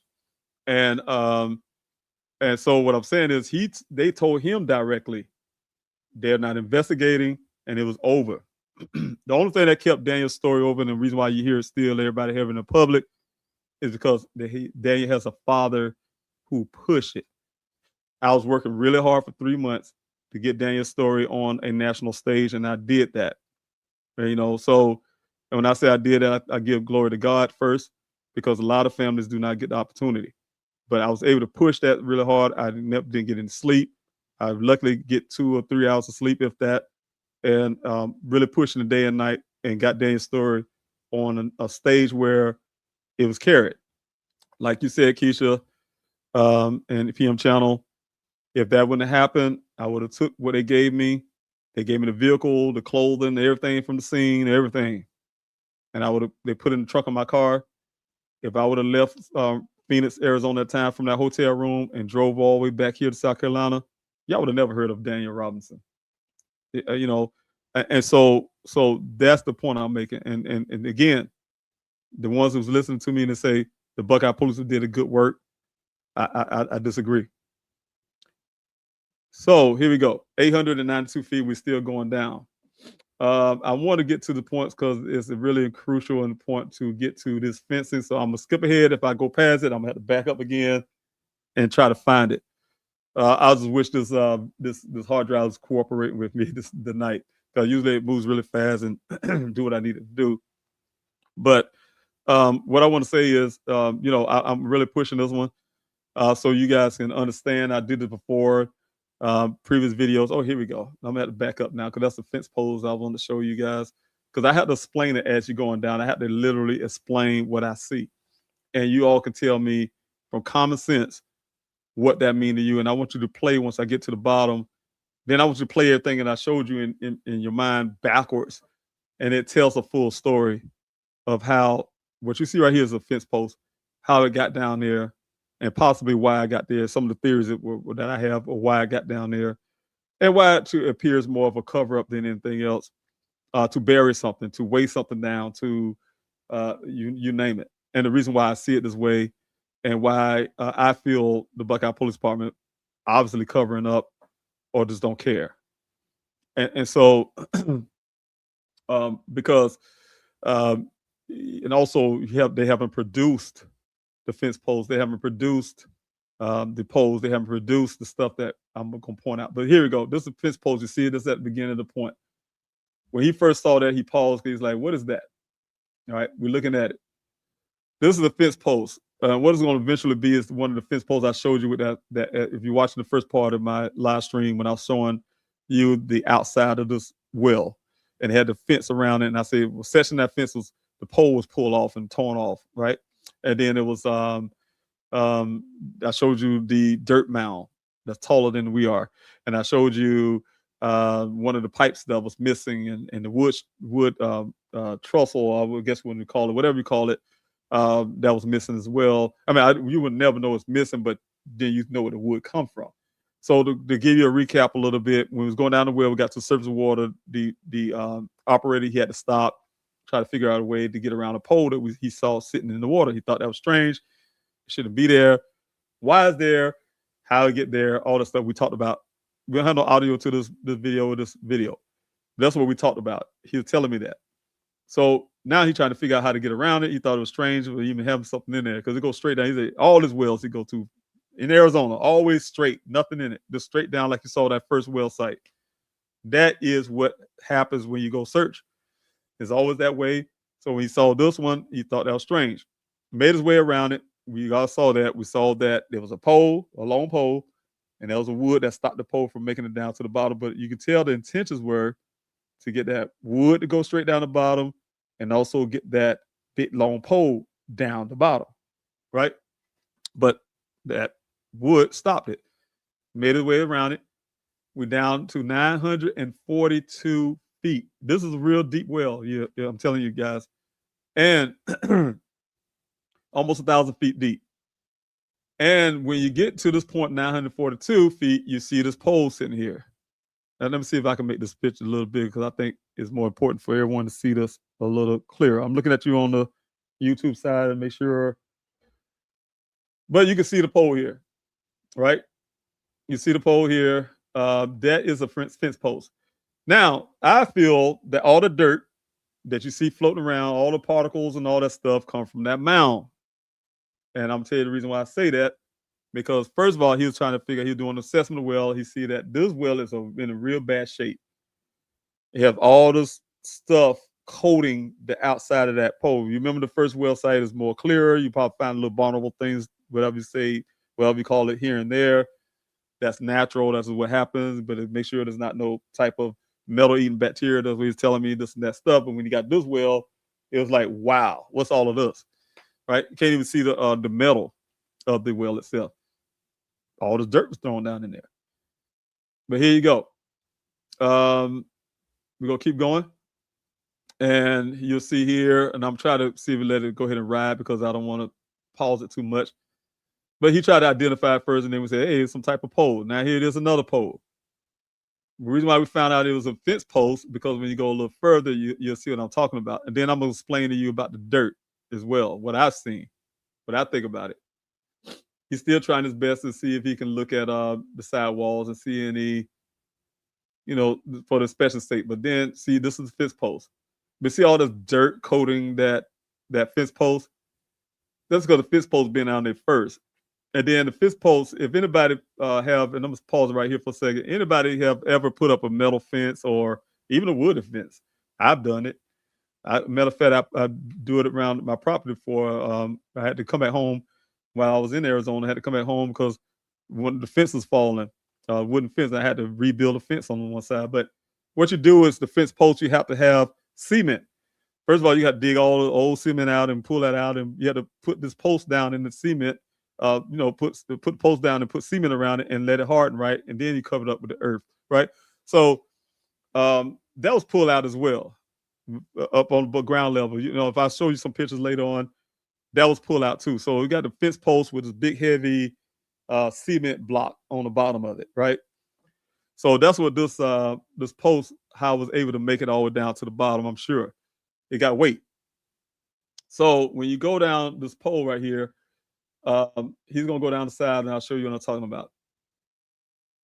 So I'm gonna talk about it, start over again, but then you start thinking about what I'm saying in the backward standpoint. Now I'm paused right here. If I can back up, I'm gonna let it play. I think I'm gonna see it again anyway. But this is the part where the pole goes down in the ground, and you have the other side, almost like a T, right? You got the pole go straight down to the earth. Then you got the other section that goes across, right, where that holds the springy part, I guess, on the poles, right? So it had to connect to this part here. The little other pole had to go into this joint right here, and it makes like a, I don't know, shape, say, or L or something like that. You get the gist what I'm saying. So that's what this is. This is the part that the other part of the pole will go into the socket right here, right? But when you start looking at this pole, I'm going to show you an example. He kind of knocked some of the stuff down. All they see debris. That's coming from over the top. This is all in this water. That lets you know dirt was thrown, like mounds of dirt was thrown in here. That's why all this water looking the way it does, all the stuff floating around even more so. But look at this pole. What you see is a whole bunch of dirt, right? That's still on the pole. But when you get to this point right here where that little T-junction part, what I say where that connect to the socket is, right here. This being the way I look at it, this pole been in there first. Now, I'm saying from this point. There's some other things been in there first, though. But from this point, you got to say, okay, the pole is in here first. Then you got, going further up, you got that wood structure that stopped the pole. That was second. Then you got the big old pole itself. That was third, right? But somewhere before that wood structure and somewhere before the pole, there was also some dirt there. So then I say the pole's there first, then you got dirt, then you got the wood, then you got the pole, right? So, and the reason why I say this, because if you look at this dirt, it's a mound of dirt. So if something's sitting here and dirt is falling down, it's going to make a mound and it's out run around the sides until it get to the bottom. So that's the reason why it's a mound sitting on top of this flat surface part of that pole. So it collected. It collected right here. This all just started collecting, and then it started rolling down the sides and made its way to the bottom, right? And so that's the way I look at it. But then he keep going down this pole itself to get to the bottom poles, because I was talking to him about that. I said, what that doing there? You know, poles got the little metal, have the little cement attached to it at the bottom. Because that's the opposite of the top part, where, like I say, where the pole, other side of the pole connects into. So we go straight on down, further down into this well. We're at 947 feet. Excuse me, everyone. I have a little congestion here. But 947 feet, 948 feet. We're going down a little further. And we will get to to the dirt pretty soon.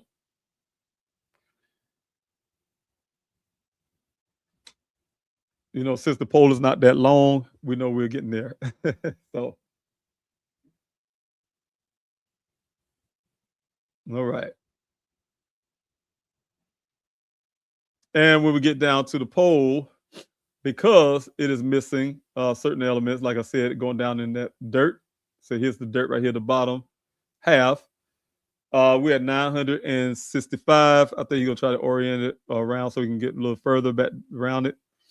And of course, he hit the pole, so you start to see some stuff falling off that pole. But when we got down to the bottom, you start seeing some other things going on.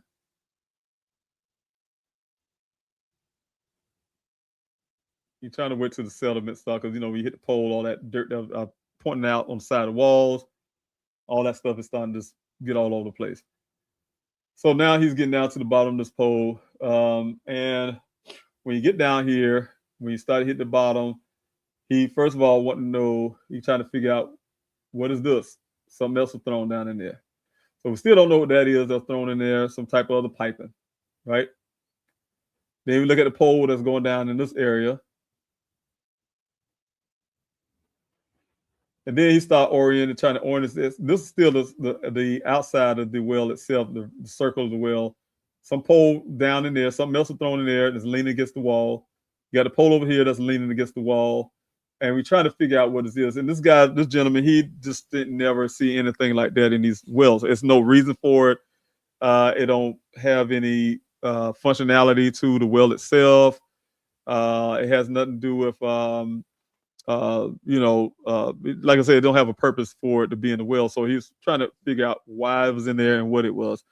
And he figured that it probably was one of the equipment, but he was trying to identify it.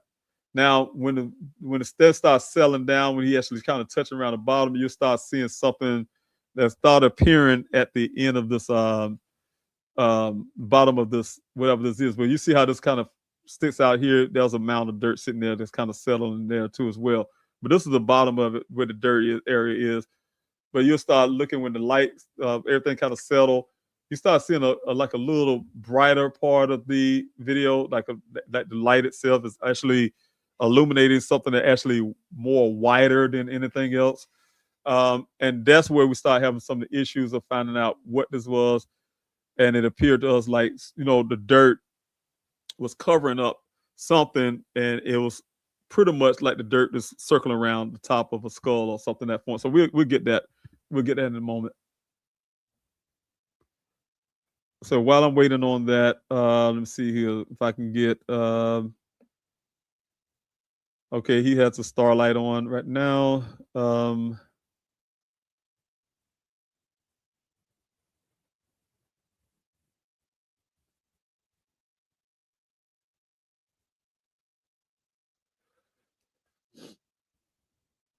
Let me see any more questions.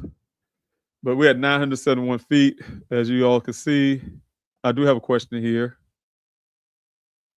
I'm going to throw it up on the screen while I'm talking with this, but that's still that poll that we're looking at. Question, Buckeye Police, thank you, PM channel, first of all, for the question. Buckeye Police Department efforts were substandard, and they did not want to look for Daniel. The question is why? We had a lot. Well, my private investigator, he felt that a lot of times the department is low funded, like Buckeye Police Department, and they would find it hard to. This way he did. He's a white gentleman, but he said it this way, and I don't think he said it in a nefarious way, but he said they wouldn't want to spend a whole lot of money on Daniel, right? And he said if they have any kind of other uh, things that dealing with race, they probably wouldn't want to spend on a black gentleman. That's how you pretty much put it. But in other words, he didn't put in those exact words, but other words. But what I would say is, I believe, just like we said, that they didn't want to spend a whole lot of money on one case, Daniel. And so to call it a criminal case, this is it right here. So we start looking at this little point here. That's where he's trying to orient himself. He said just some of the stuff he have seen in Wales before that kind of took his eye. This shiny object, this white mass, this white circle that he saw in his well, and he wanted to look at it a little further. He see this pole. First of all, he's really shocked to see all the poles and all this other stuff in the well.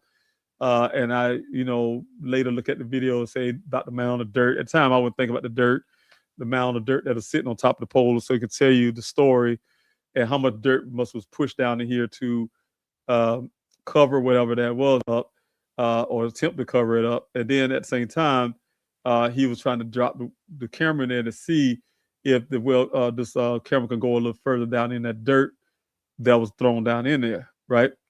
And so you can see the wood right here coming from way at the top that come from that wood that was thrown in there too as well. But I guess the pole, the cable that's probably still hitting that wood up there. That's another thing. But anyway, this right here, on the other side of this, if you guys could see it, you could barely see it there. But it was from this thing here. That's what we're trying to orient and try to look at in that well, right? But it was showed just like only a little small section of the top of the skull is what I was trying to get.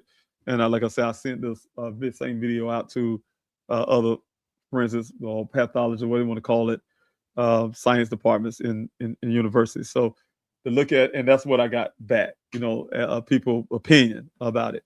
The FBI need to be into it and look at it right here. And so, having said that, I try to get the Buckeye Police Department to see it that way. I tried to put it in the media. The media wouldn't stick with it. The media didn't stick with it, and also the Buckeye Police Department didn't want to have any hands on it at all. Just even trying to investigate it and look at it. But that's what we saw, and that's what I was getting down to the bottom. So to go back to the recap, how much dirt was here to probably cover up something this area. You have the pole, which is this thing here. You have the fence pole. You have all the dirt. You have the wood structure, and you have the pole. And so all of this was in there, right? And when Buckeye came in here after the pressure, after I showed them, tried to put the video, they didn't want to look at my video. Pressure. I'm sure they looked at my Q&A because they told me they look at Q&A, and I hope they watch it right now. They tell me they watch the Q&A. Thank you, Buckeye, for being here tonight. They told me that early on. This is in 2021, 22. They told me they watched the Q&As when I was doing it. They watch for it, and I can see some of the things they do as I'm saying things to you guys. I see them kind of maneuver, but the thing is, they saw this just pretty much on the Q&A and on lives like I'm doing right now. But it took the pressure that I put on social media. You guys been helping me, been writing the letters, this and that. I couldn't get it sticking into the news cycles or things like that. But because of the pressure of the public, they went in and they went in here after utilizing the same type camera I got right here now, the second time now, not the first time, but they used the same type camera, and they came back without this pole, without the fence post. They didn't mention none of that. Oh, we found the fence post in there. We found this in there. We found that in there. Only thing they had on this table was pocket change, like that call it. So let me let you all look at this real quick and tell me what y'all think.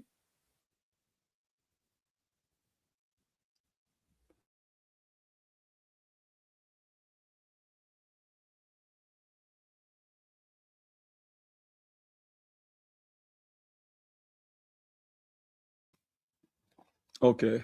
Well, I think from the point we start pulling out of there, but that's pretty much what I wanted to show you all. And so now I'm gonna go to the comment section and let's discuss um, some of the stuff that we seen and talk about tonight. So, oh, there we go. All right, thank you, PM Channel, again for that question. You have another question as well. I will go ahead and jump off here too, and um, we're gonna go to Instagram, and I want to see if anyone on anyone on Instagram have any questions, any thoughts. Let's see here. Make sure I have all this together here. Uh-oh, I think I messed up here. Yeah, I don't see any questions on Instagram. And I think I froze up. Did I freeze up on Instagram? Oh, no, I got you. Okay, good. If you have any Instagram questions there, remember, everyone, just put the capital letter Q, question mark, the word question before your question, then I can answer those. But like I said, at this point, this one I'm doing a Q&A, and I'm going to specifically be looking for those things I asked. Like I said, like PM Channel have here, she had the word question before a question. I think someone that had the question mark for the question. So you have those. Please, do that so I can let's see, answer those. All right. Question here is all the airbags deployed. That only happens if someone is in the passenger seat. Buckeye Police Department didn't think it was odd. They don't think anything was odd. Matter of fact, all the airbags are deployed, and you're right. I think you have to be over 60 pounds, I believe, or something to that number.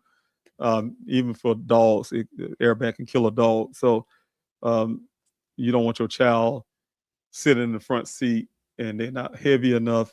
And well, if they didn't have that safety feature, I would say, and your child sitting in the front seat and the airbag go off and kill your child, that wouldn't be great. So yeah, they had that for a person who's over a certain amount of weight to have the airbags deployed, and all the airbags deployed. The second part of that, they can have arguments. Oh, the vehicle flipped and all that. That vehicle, you see, it was no roof damage. The vehicle didn't flip and roll over. It wasn't like my investigator said. It was a partial roll, meaning it only landed on the passenger side. And that's not what even caused the airbags to deploy. What caused the airbag to deploy is the front end, right front end side, where the airbag got deployed. What's called solenoid or whatever called thing that make the airbag deploy, and also some other things. But anyway, to say about the airbags deployment, I tried to get them to do forensics. When they did the forensics that I forced them to do, like I said, I didn't know at the time. Being a novice, I asked for fingerprinting. I said I want to, and then it's crazy. Sergeant Detective Hanneman, I think his name was. He said, "Been smart." I mean, these guys, a whole room of, and I'm gonna say it this way: whole room of white guys with guns, right? I'm a black guy, black male, had a black gentleman from the I didn't really know Larned at the time, but he was with the NAACP just to come in there just to listen. And I could tell him and Chief Hall they had words because those two didn't like each other. I could kind of tell that from the energy, but definitely he had been there to observe and listen. And what I'm saying is, with them, the way they was talking to me was really like I'm a dummy or something. Like you could say anything to me, and it was very disrespectful. I can't say the reason why I brought up that issue about that room is when I first went to the Buckeye Police Department, and here I am coming in asking about my son. I got yelled at. What you doing here? What you want with is some guy was at the front desk. So what I'm saying is the atmosphere there wasn't really good for me, and so remembering that, sitting in that room with these guys, all these guns, and they saying things to me that to me I can take as being disrespectful. I'm sincerely as a father sitting there trying to understand what happened to my son, and one of the questions I asked was, how you know my son was driving this vehicle, right? How do you really know that? And the answer from Sergeant Detective Hanneman at the time says, well, it's his vehicle. Of course he was driving it. Like, what detective would actually answer a question like that? What the question, when I ask the question, I'm looking for them to have answers that say, hey, look, we test the chair for DNA of someone else, and we compared it to something. We have footage saying that he was driving the vehicle himself.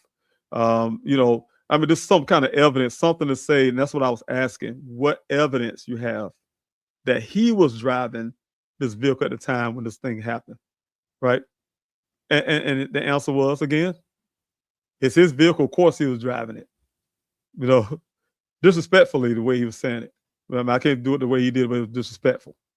And then that's when I got angry, and I said, you know what? I demand y'all, because I asked them, and I tell you guys, I'm gonna let y'all listen to me recording myself talking to law enforcement, the Buckeye Police Department, when I talked to Detective Biffin, and he explained to me why he saw no need to do any forensics or any kind of investigation at the scene of that crime scene when that vehicle was on that ground.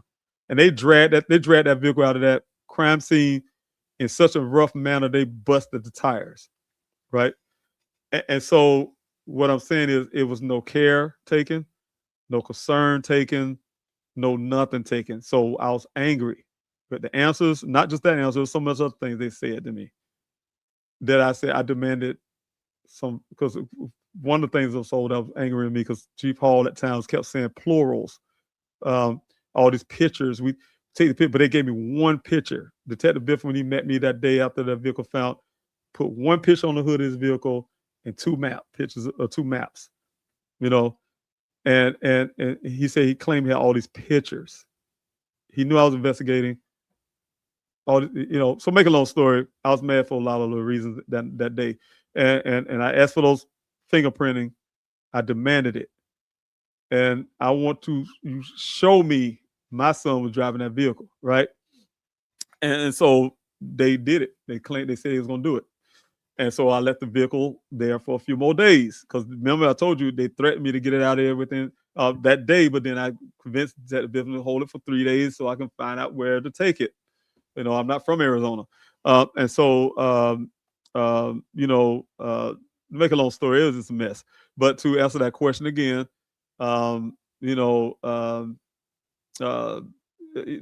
somebody was driving it, they would have, again, when they say we have no more leads in the case, oh, we did all we can do, they haven't. So I challenge anyone who look at me in my eyes as a father, and if it was their child, and it was Chief Hall's child, it was one of them sorry behind FBI agents over there, the field office in Phoenix child, I guarantee you wouldn't roll the way they are rolling with me. And the questions I'm asking this person, anybody listening to me right now, to say that they did a good job, you look me in my eye and tell me some of the things that they haven't done to this day was a good job. And so they haven't done a good job. They haven't done their job. I did their job. And I did a job in the form of pushing them with the media coverage. Like I told you, you never heard of Daniel's story if I haven't been pushing the way I have, fighting for my son, conducting these searches for over 50 weeks. That's only the weekend searches. When you hear it on the media again, I say, oh, he did 50 weeks of death searches. That's not including the weekdays of searches. That's not including the city search. That's not including the flyer distributions. That's not including me going out to follow leads. I've been busy, really busy. Changing, I'm like Superman, come out of the desert with dirt all over me, rushing to home, turning equipment really quick, rushing to my apartment. When I was in the hotel at first, and then I got that one-bedroom apartment, rushing to the apartment, change like Superman, jump in the car, and head downtown, down behind Walgreens to meet people, to get flyers out. Some of you right here on the live right now that have been out there with me. But the thing that I'm saying is doing all these things simultaneously, it was a job. And on top of that, getting on social media, doing this lies and pressure campaigns and all kind of stuff, trying to protest and all the stuff to get law enforcement to do their job, because they would not move. And to prove that point, I gave them on April the 10th of this year, I gave them everything that was given to me that day after the Daniel vehicle showed up, gave them everything to do the stuff they haven't done, right? and asked me how much they did when they promised me, because I told them I ran out of money. That's why I was there, and you guys helped me get there back to Arizona. And I said I have to do that this week. They said, "Oh, we'll do it later." I said, "No, everything had to be done now." I'm demanding, and I was able to get it all accomplished. They got promises. We had the body cam thing. We did a custody exchange of the stuff. They gave me these promises, and then to date, and that was April the 10th. Now this year, and when I said they said it's going to do these things, detective is a new detective now. Detective Justin Adams is his name. And he promised me these things, and I'm gonna tell you how many of those things that he done. Here it is. What is it? December the 19th. What is day's 19th? Here, December 19th. I'm gonna tell you how many things he done out the things he promised. 0. Know why he did 0? And the Buckeye Police were doing 0 because to some they doing a good job, but on the ground they're not doing a good job, and it's because they know I ran out of funding. The kind of funding I need to get back there in Arizona to put pressure on them. And long as you don't put pressure on law enforcement, like the Buckeye, let me correct myself for the other law enforcement that are doing a great job. The Buckeye Police Department, you don't put pressure on them, they will not move. So for those who say they did a good job, whatever you credit to being a good job that the Buckeye Policemen did is because I pressured them to every step and every move that they made. And I want to say the work that they claim they did, they're asking for credit for. On the ground, I'm the one that actually did it. So that's and it's hard for me as a father who knows I've done these things and watch the public or whoever give law enforcement the credit for it, right? And it hurts. I'll give you a prime example again. I know I'm going off on this one question, but I remember, and I said this before, when we found human remains. And when we start finding human remains, it always be devastating to me as a father every time. It was hard. Especially when we start collecting and finding how many it was. If it's 2 vertebrates, that's 2 people. If it's 4 femurs, it's 2 people, right? If it's I'm using an example, but we start collecting these bones in a sense, these things. We wasn't the one calling them human remains, and I'm telling you something. There's a lot of animal remains out too. We found more animal remains than anything. Animals eat animals out in the desert. This is what it is, and cattle too. They die, and so um, we wasn't calling them human remains. The Buckeye Police Department was calling them human remains. All I know, we was finding them. Part of my searches, my rules were don't touch nothing, just take a picture, upload it to my website, Please Help Find Daniel. I had a set where the copy of that picture you send, the coordinates and all that, goes straight to Buckeye Police Department. It comes straight to me. Then when I got a private investigator, it came straight to me, came to Buckeye Police Department, and the copy goes to my private investigator, all simultaneously on real time. And then once we find it and send it up to Buckeye Police Department with then Detective Biffin calls me personally and say, those are human remains, and we mark them, right? So we got all up to almost 6 or 7 human remains. People, right?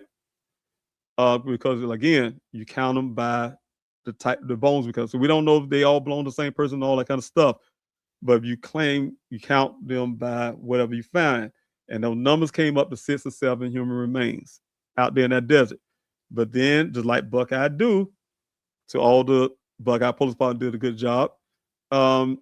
They got caught. Then Police Chief Hall was suspended, and the assistant chief at the time quit because they got in trouble for falsifying documents. That department, that's what they do. They have a history of that, and he should have never been working with the police department ever again. But they kept him, and he did some other stuff. Had some issues with some financial stuff, doing business outside of law enforcement. He's supposed to do as a chief, and so they have a lot of corruption going on, right? The same department, same corrupt department, came out to you guys and say, "Oh, they only found 2 human remains because they want the crime statistics to look bad because they're building that big old nice beautiful project out there, how his corporation, the smart city, and it's bringing in millions of dollars, a billion-dollar type thing going on, and something like that.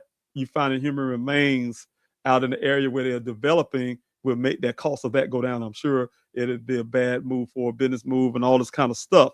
So what I'm saying is, what you read in the police report, what you hear from the Buckeye Police Department, is not necessarily the truth. That's all I have to say. And that's based on what's happening on the ground and what's happening in reality, and the reason why I be so angry all the time. So again, let me see here. Cammy have a question. Nobody have a question on Instagram. I don't see that. Oh, great. I'm all up to 446 people. So I got up on another 100. I really appreciate y'all supporting. Um, uh, Mr. Robinson, can you find an expert to compare the known width of the whale bottom with the approximate circumference of the round object to see if it's proper size for a skull? And we did that. We have now. I can't say all fairness. We have a few people who was questioning that when I say the forensic department that I was sending stuff to. Same kind of question that you asked. Just trying to be a real comparison to say if that could, from the way it looked, could that actually fit? Just even if the dirt came to the surface, if the rest of the skull is down in the dirt, and it is showing that peak part of the skull, how you can determine if that's that, like I said, the circumference of that area would make sense, right? That is actually a skull, and then the well itself. But I can tell you, Kimmy, I wish I would have measured it myself, but I promise you, when we open it up, if I wanted to jump down in that well, it's enough to clear my shoulders. I'll just say it like that. And I'm 5'9", and so I don't know the width of my shoulders, but I'll tell you, you'll be able to clear your shoulders. So I can't tell you that part. Let me see here, and I think that's all we have. I don't see any more questions, so I can go ahead and end this live stream. And let's see. Thank you, Louise. Lucia, I agree with you on that.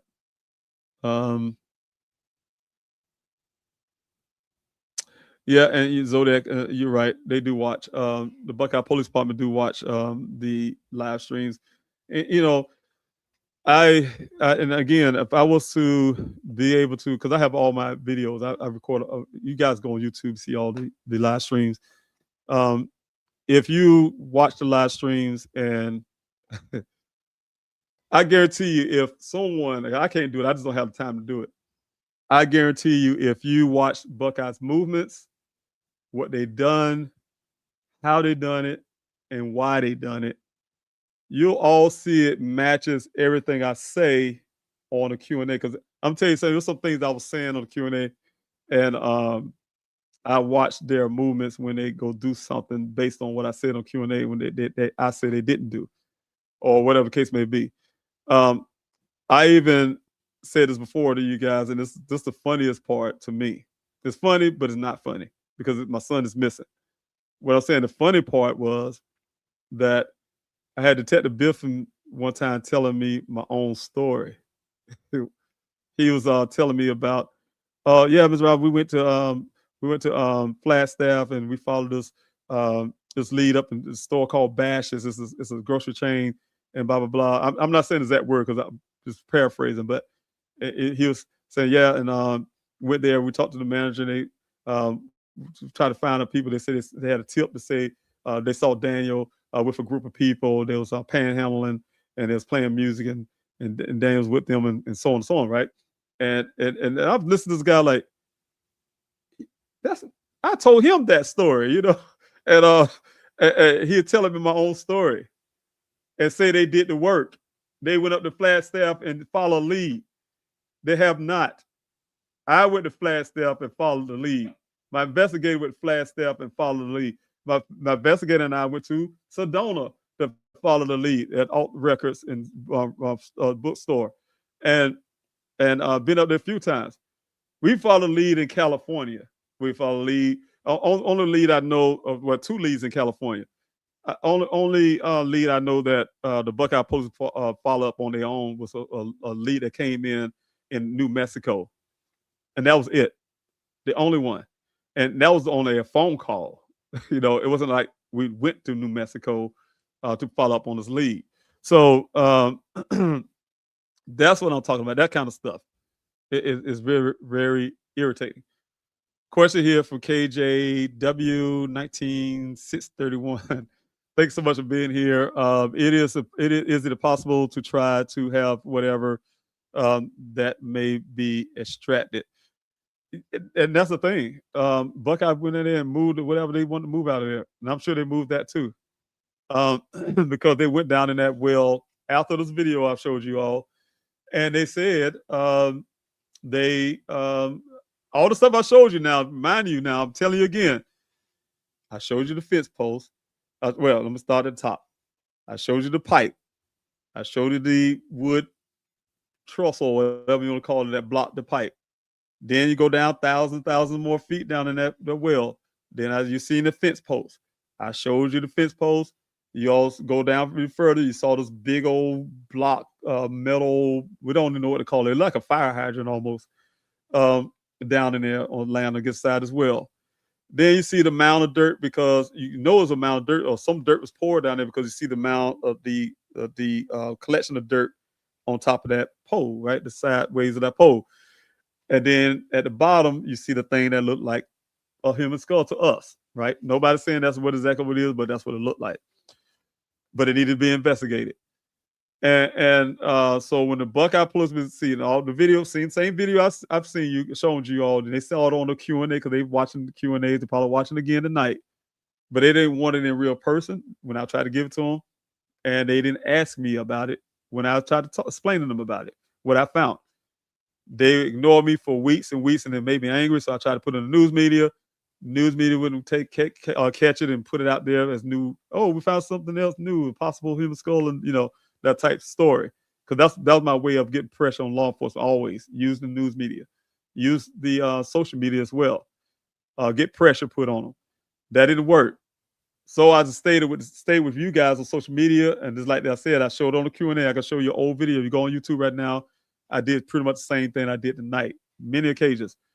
And they saw that, I'm sure. Pressure started coming out as some people start calling them about it. And people have been doing that.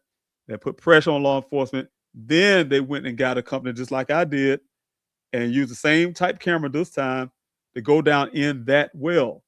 And when they went down in that well, first of all, they told me they was going to do it, right? I'm really happy about it. Okay, now Buckeye Police they're gonna go in there well and find out the stuff that you're talking about there, KJW, to extract it and see what those things are. And they told me they was gonna do it, and I'm waiting on them to give me the date they're gonna do it, so we can go up there because that's what I do. I'm out here investigating. They know that. I'm out here searching for weeks for my son. I'm doing all of these things. I am being a part of this whole whatever Buckeye do, right? And so what they did is instead, just like they did with this, that's why I say I don't really have credit with this FBI, is they went behind my back, like they did with the FBI, who came and said they did a case briefing with them. Went behind my back and went on a date secretly and went in there, and whatever they went in there to get, they pull it out of there. And when they showed the public and even showed me, it was pocket change. All that stuff was reduced down to screws and bolts. They said, well, there's nothing in the well. We found nothing. Zero. Nothing in the well now. All the stuff y'all just saw, they said they found zero in that well except for these bolts and screws and nuts. There were no humans in there. There was no fence post in there. There was no wood structure. It was just these little bolts and nuts, and that is good police work. So, again, that's the answer to that question. And let's see. I think that's it. None on. I'm checking you guys again on Instagram because I know it's moving a little slower than I am on this end, but I don't see any questions over there. KJWZ, thanks so much again for your question. Excuse me. I appreciate it. Excuse me, everybody. I've been having a little congestion starting for some reason. So apologize for all of that. But again, I hope you all have a wonderful night. I think I'm going to go ahead and end it here. I don't see any more questions. But I want to say, again, I just wanted to come on again like I did last week. And like I told you, I was going to go through this well site again. Next week, I think I may have more. I'm trying not to put too much out because I'm still investigating. Believe it or not, you guys, I'm doing some stuff. I have, I just have a lot going on. I want to go back, and I did. This wasn't a question, but it was a comment that I read, and I feel like it's probably something I need to address. And I think it's a person asking. I'm trying to find if I can. I'm sorry if I, but you didn't put in the form of question, and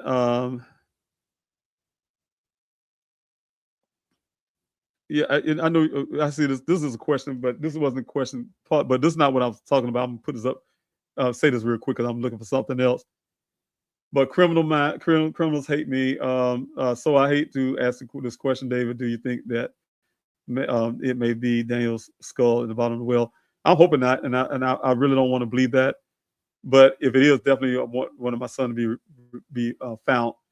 But if it's not my son, if it's a human skull, I want somebody else, family member, to be found as well. Because I'm telling you, everyone, I'm telling you, there's a lot of crimes happening out there in that desert, despite of what law enforcement want you to believe.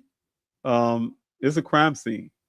That area where my son went missing is a crime scene, a big one at that. And there's a lot of people. We found human remains out there. There's a lot of people go missing.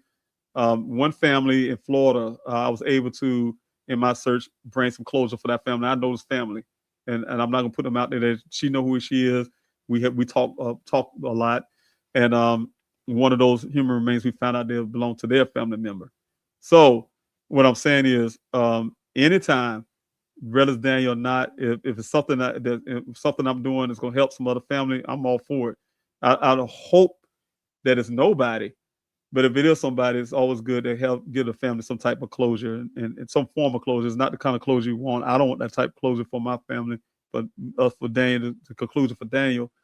But at the same time, we all need some type of closure, some form of closure to understand. Because as long as you have a missing loved one, it's always uh, uh, one of those things that just bother you.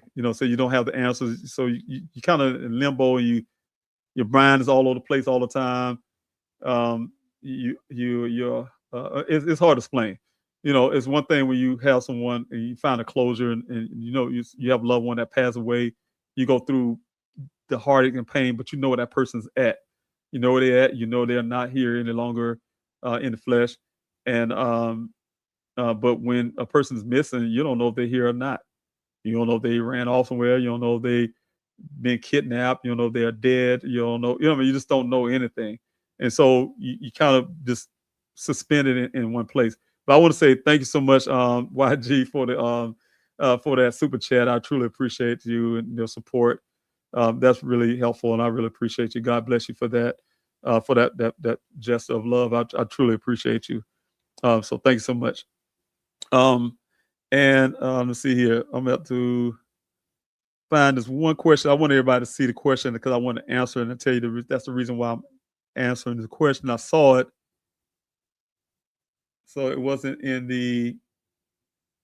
Okay, I have a question that I think I didn't answer here, but it was a question about my politics, and I wanted to put it up so you all can see why I answered the question. But I never want to make, and it's a slippery slope, and it's kind of hard for me to separate the two in some aspects because the person asked me about politics, and I wish I could put it up.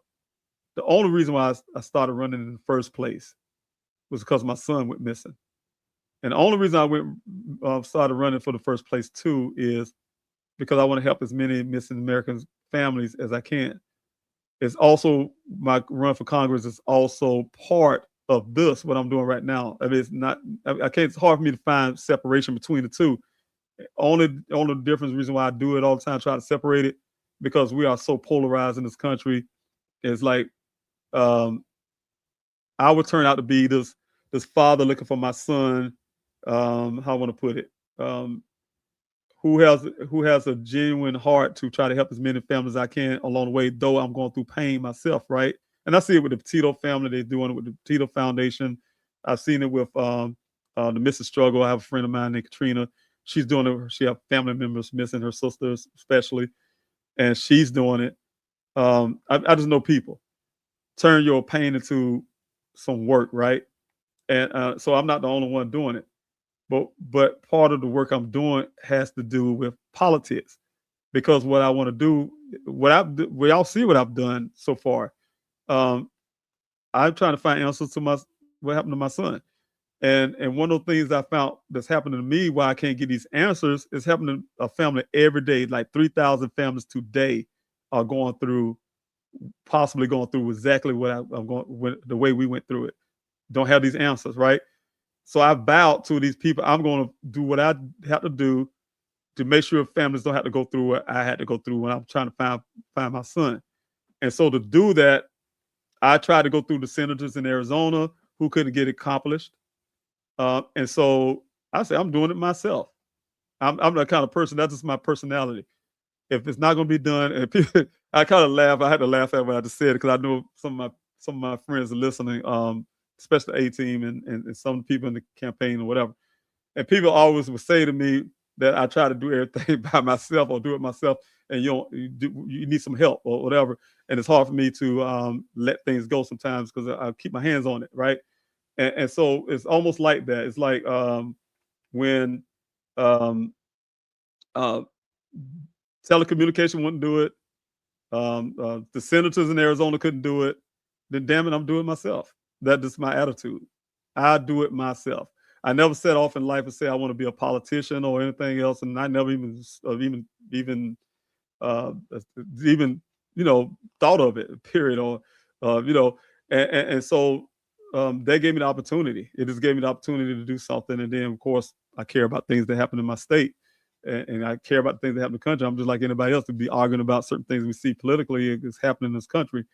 But what I'm saying is I don't want to get reduced down to um, something I'm not. And also, so that's why I said I want to put a question up, because the person said something to that effect of why you want to get into that when you're such a nice father, or whatever the case. I can't get it, but I kind of briefly read it. And it's not something I wanted to get in. Like I said, it's not a dream of mine or something like that. But it's a need. It's a need, and I can explain it. And I was going to articulate that a little better, but it's a need, and that's the reason why I'm doing it.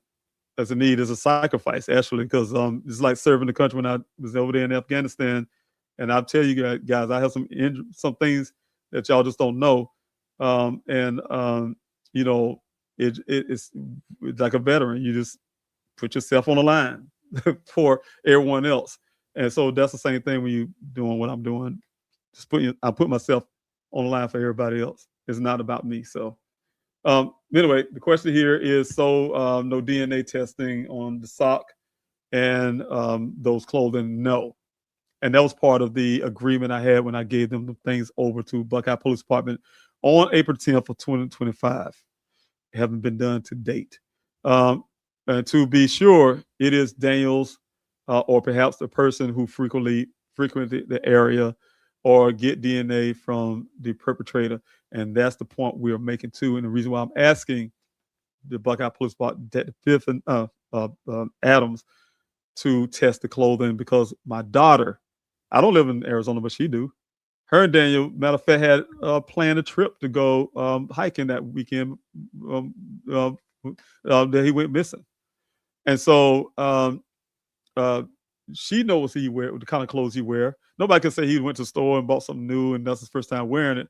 But nobody identified the clothes that Buckeye's forcing down our family's throat and saying that is his clothes in a pile with his wallet in it, and that's his clothes. But we look at clothes like that don't look like Daniel's clothes, And no, that's your son's clothes, and you're gonna like it. If you don't like it or not, that is your son's clothes. That's how we taking it. Well, prove it is my son's clothes. Let's get some DNA testing and see if my son was wearing these clothes, right? And to date they won't do it. Also, so we said about that, the clothes, did they test it? We want to see if there's blood. This is what Detective Evans told me when I asked him an update on do they do these things yet.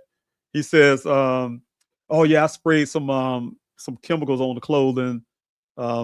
It's like luminous or whatever they call the thing, but it don't destroy DNA or something to that effect. And I said, okay, because we was checking to see if any blood on it, on the clothing or something. I'm asking you to say if this Daniel's clothing. Let's did it doing DNA stuff that you were speaking about just now. They're not doing that. Then I turned around and asked them, I said, well, okay, in 2021, y'all say y'all did the swabbing. Remember I told you Detective Biffin, and I was on that meeting, and I was fussing. I asked y'all to do that forensics work, and y'all turned around and said y'all swapped steel wheel, the shifter, and the door handle. Where's the results of that? What y'all got?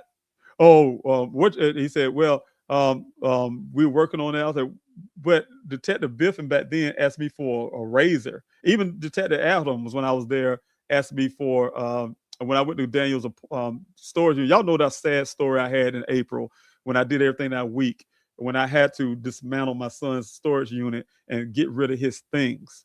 That was the hardest thing for me to do in a long time. And part of one of the hardest things in my life. And he said, while you're going through that stuff, if you find an old razor shaver, we can use that to see to use this for this comparison or whatever they want to do. And I tried to give him I found a shaver Daniel probably used. I'm not even know if it's his, but it's in his stuff. Try to give it to him, he wouldn't take it then. I'm like, well, why you ask for it? So when I asked him update of what y'all do to say, he said, oh yeah, we I think he said something like they was testing in the stuff from their swabbing. Then I said, well, what you compared it to? Then he got tripped up and he started bouncing it on some woman that works in another department. I'm saying it's games to me. They play these games. They're not doing the work. They'll put it in the police report. They did XYZ, and y'all believe them, and y'all say they're doing a good job. And so to date, as it stands since 2021, and this is 2025, there has not been any comparisons done on that swabbing they claim they did. And I don't really believe they did that. That's what they say. And there's not been anything done on that. There hasn't been any other than word. I sprayed some stuff on the clothing. There hasn't been no testing of the airbags to see somebody's DNA on the airbags. The airbags, when they hit somebody, they take off DNA. No comparison. I think I even hear him. I think they're waiting for DNA to degrade or something, because I think he said something to that effect about length of time of DNA degrading. They waiting on that. That's to be the ultimate excuse for not doing anything. And so that's the kind of stuff that goes with this DNA testing. You asked about the clothing. That's a no. They have done zero DNA testing on anything in Daniel's case.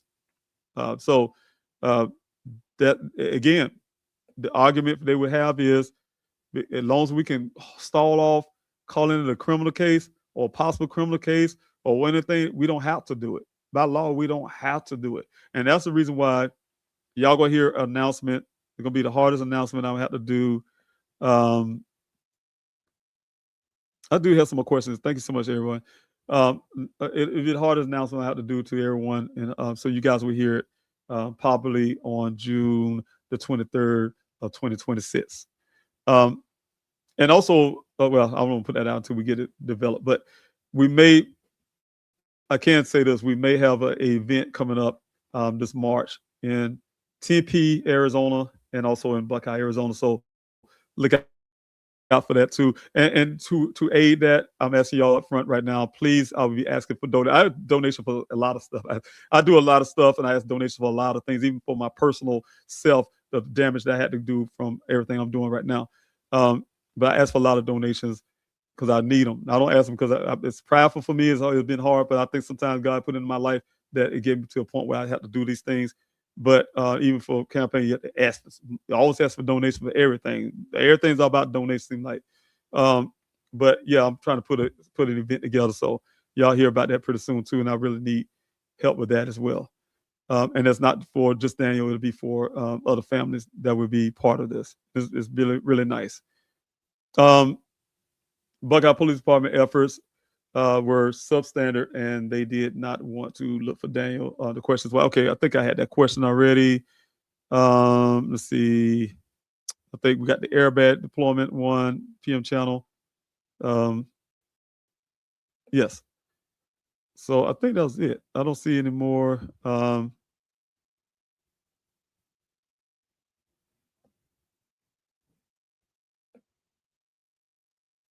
have one here, and I'm wondering if someone from the police department would be willing to come on one of your lives. Imagine that, to answer questions if they're not hiding anything.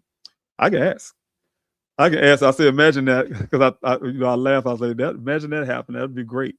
I wouldn't shame talk them or anything, but yeah, they would have to answer some hard questions. So, um, and let's be public about it.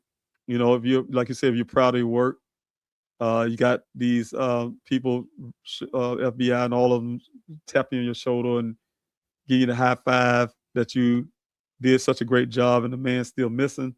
Then, let's talk about it. Show us why you should be high fiving, and you did great work, and there's no need to continue this thing because you did all you can do. Let's talk about it.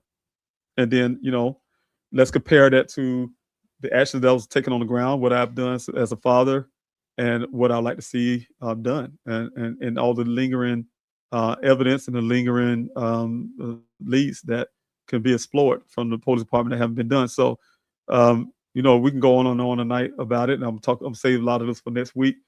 But we can go on and on about, that might be a good talking point for next week, to talk about the leads that law enforcement haven't been followed up on, from the death threats that I have had while searching for my son. Who knows? They're probably still out there, but because they haven't been settled. But the death threats I had just for searching for my son, that again, the Phoenix field office, FBI haven't done anything about. And also the leads that we have when it comes to this, that the I think about the gentleman name that say he saw my son also. I'm trying to think of it, it's skipping my mind right now, but and a few others. He's not the only one, but some other instances where we have these leads that people come and say, Buck, I just wouldn't even take up on these leads for whatever reason. Because again, like I said, if it don't fit the narrative that they would like to have out there, that Daniel somehow suffering from some mental illness, he's depressed, down, even with the young ladies, might be some type of stalker, or he's on some heavy drugs. He can't be a brilliant scientist. He can't be who he is. A brilliant scientist who graduated with honors, who have life aspirations and dreams. No, he had to be this stuff, what we want him to be. And it has to be that he may have offed himself, or he, like Detective Biffin said to me, he might just join the monastery and become a monk to be away from his family. And those type things.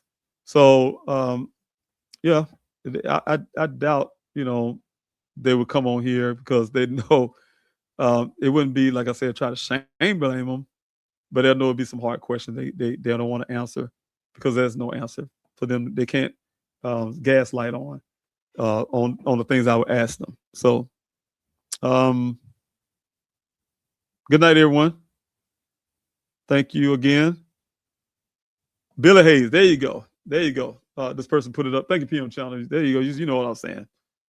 The so-called he told me he was a federal police officer. He even told my investigator that. He even showed me a badge, and somehow the Buckeye Police Department wouldn't even put him in check for that. Those type deals. I can tell you, and I can tell you guys what they said to me on the next live concerning Billy Hayes. Have a good evening, everyone. Thanks so much, Keisha. I really appreciate it for saying that for me. I truly appreciate that. And you're right, why would Billy lie? But thank you, Keisha. I really appreciate it. I need to jump off. Y'all have a good night, and we'll please come back again this Friday. That's 8:30 p.m. Eastern Time, 5:30 p.m. if you're out there in California, 6:30 p.m. if you're in Arizona. That's Mountain Time, then Pacific Time, and then Eastern Time. So, all right, take care of yourselves, and again, make sure you put family first. Enjoy this holidays with your family because I'm not coming. Oh yeah, matter of fact, I won't be back on here next week. I won't see y'all till next year. Next year, I will have the you'll see the me saying, "Hey, I'm gonna have a live stream Friday." So all the Fridays until after the new year, I won't be doing any live streams. So even from anything I'm doing, so I'm just taking some time off with that for the rest of the year, and I'll see everybody on the other side the next year. And so y'all have a good holiday season. Love your family, hug them, tell them every day you love them, even when you're angry. Just say I love you and I ain't talking to you, whatever you got to do. But tell people and cherish every moment you can, because you never know. You don't want to end up in our situation. My family, we had to spend holidays without one person, and you don't know if they're alive or dead or not. And so just take care of yourselves, everyone. I'll talk to you soon. Be blessed and talk to you soon. Take care.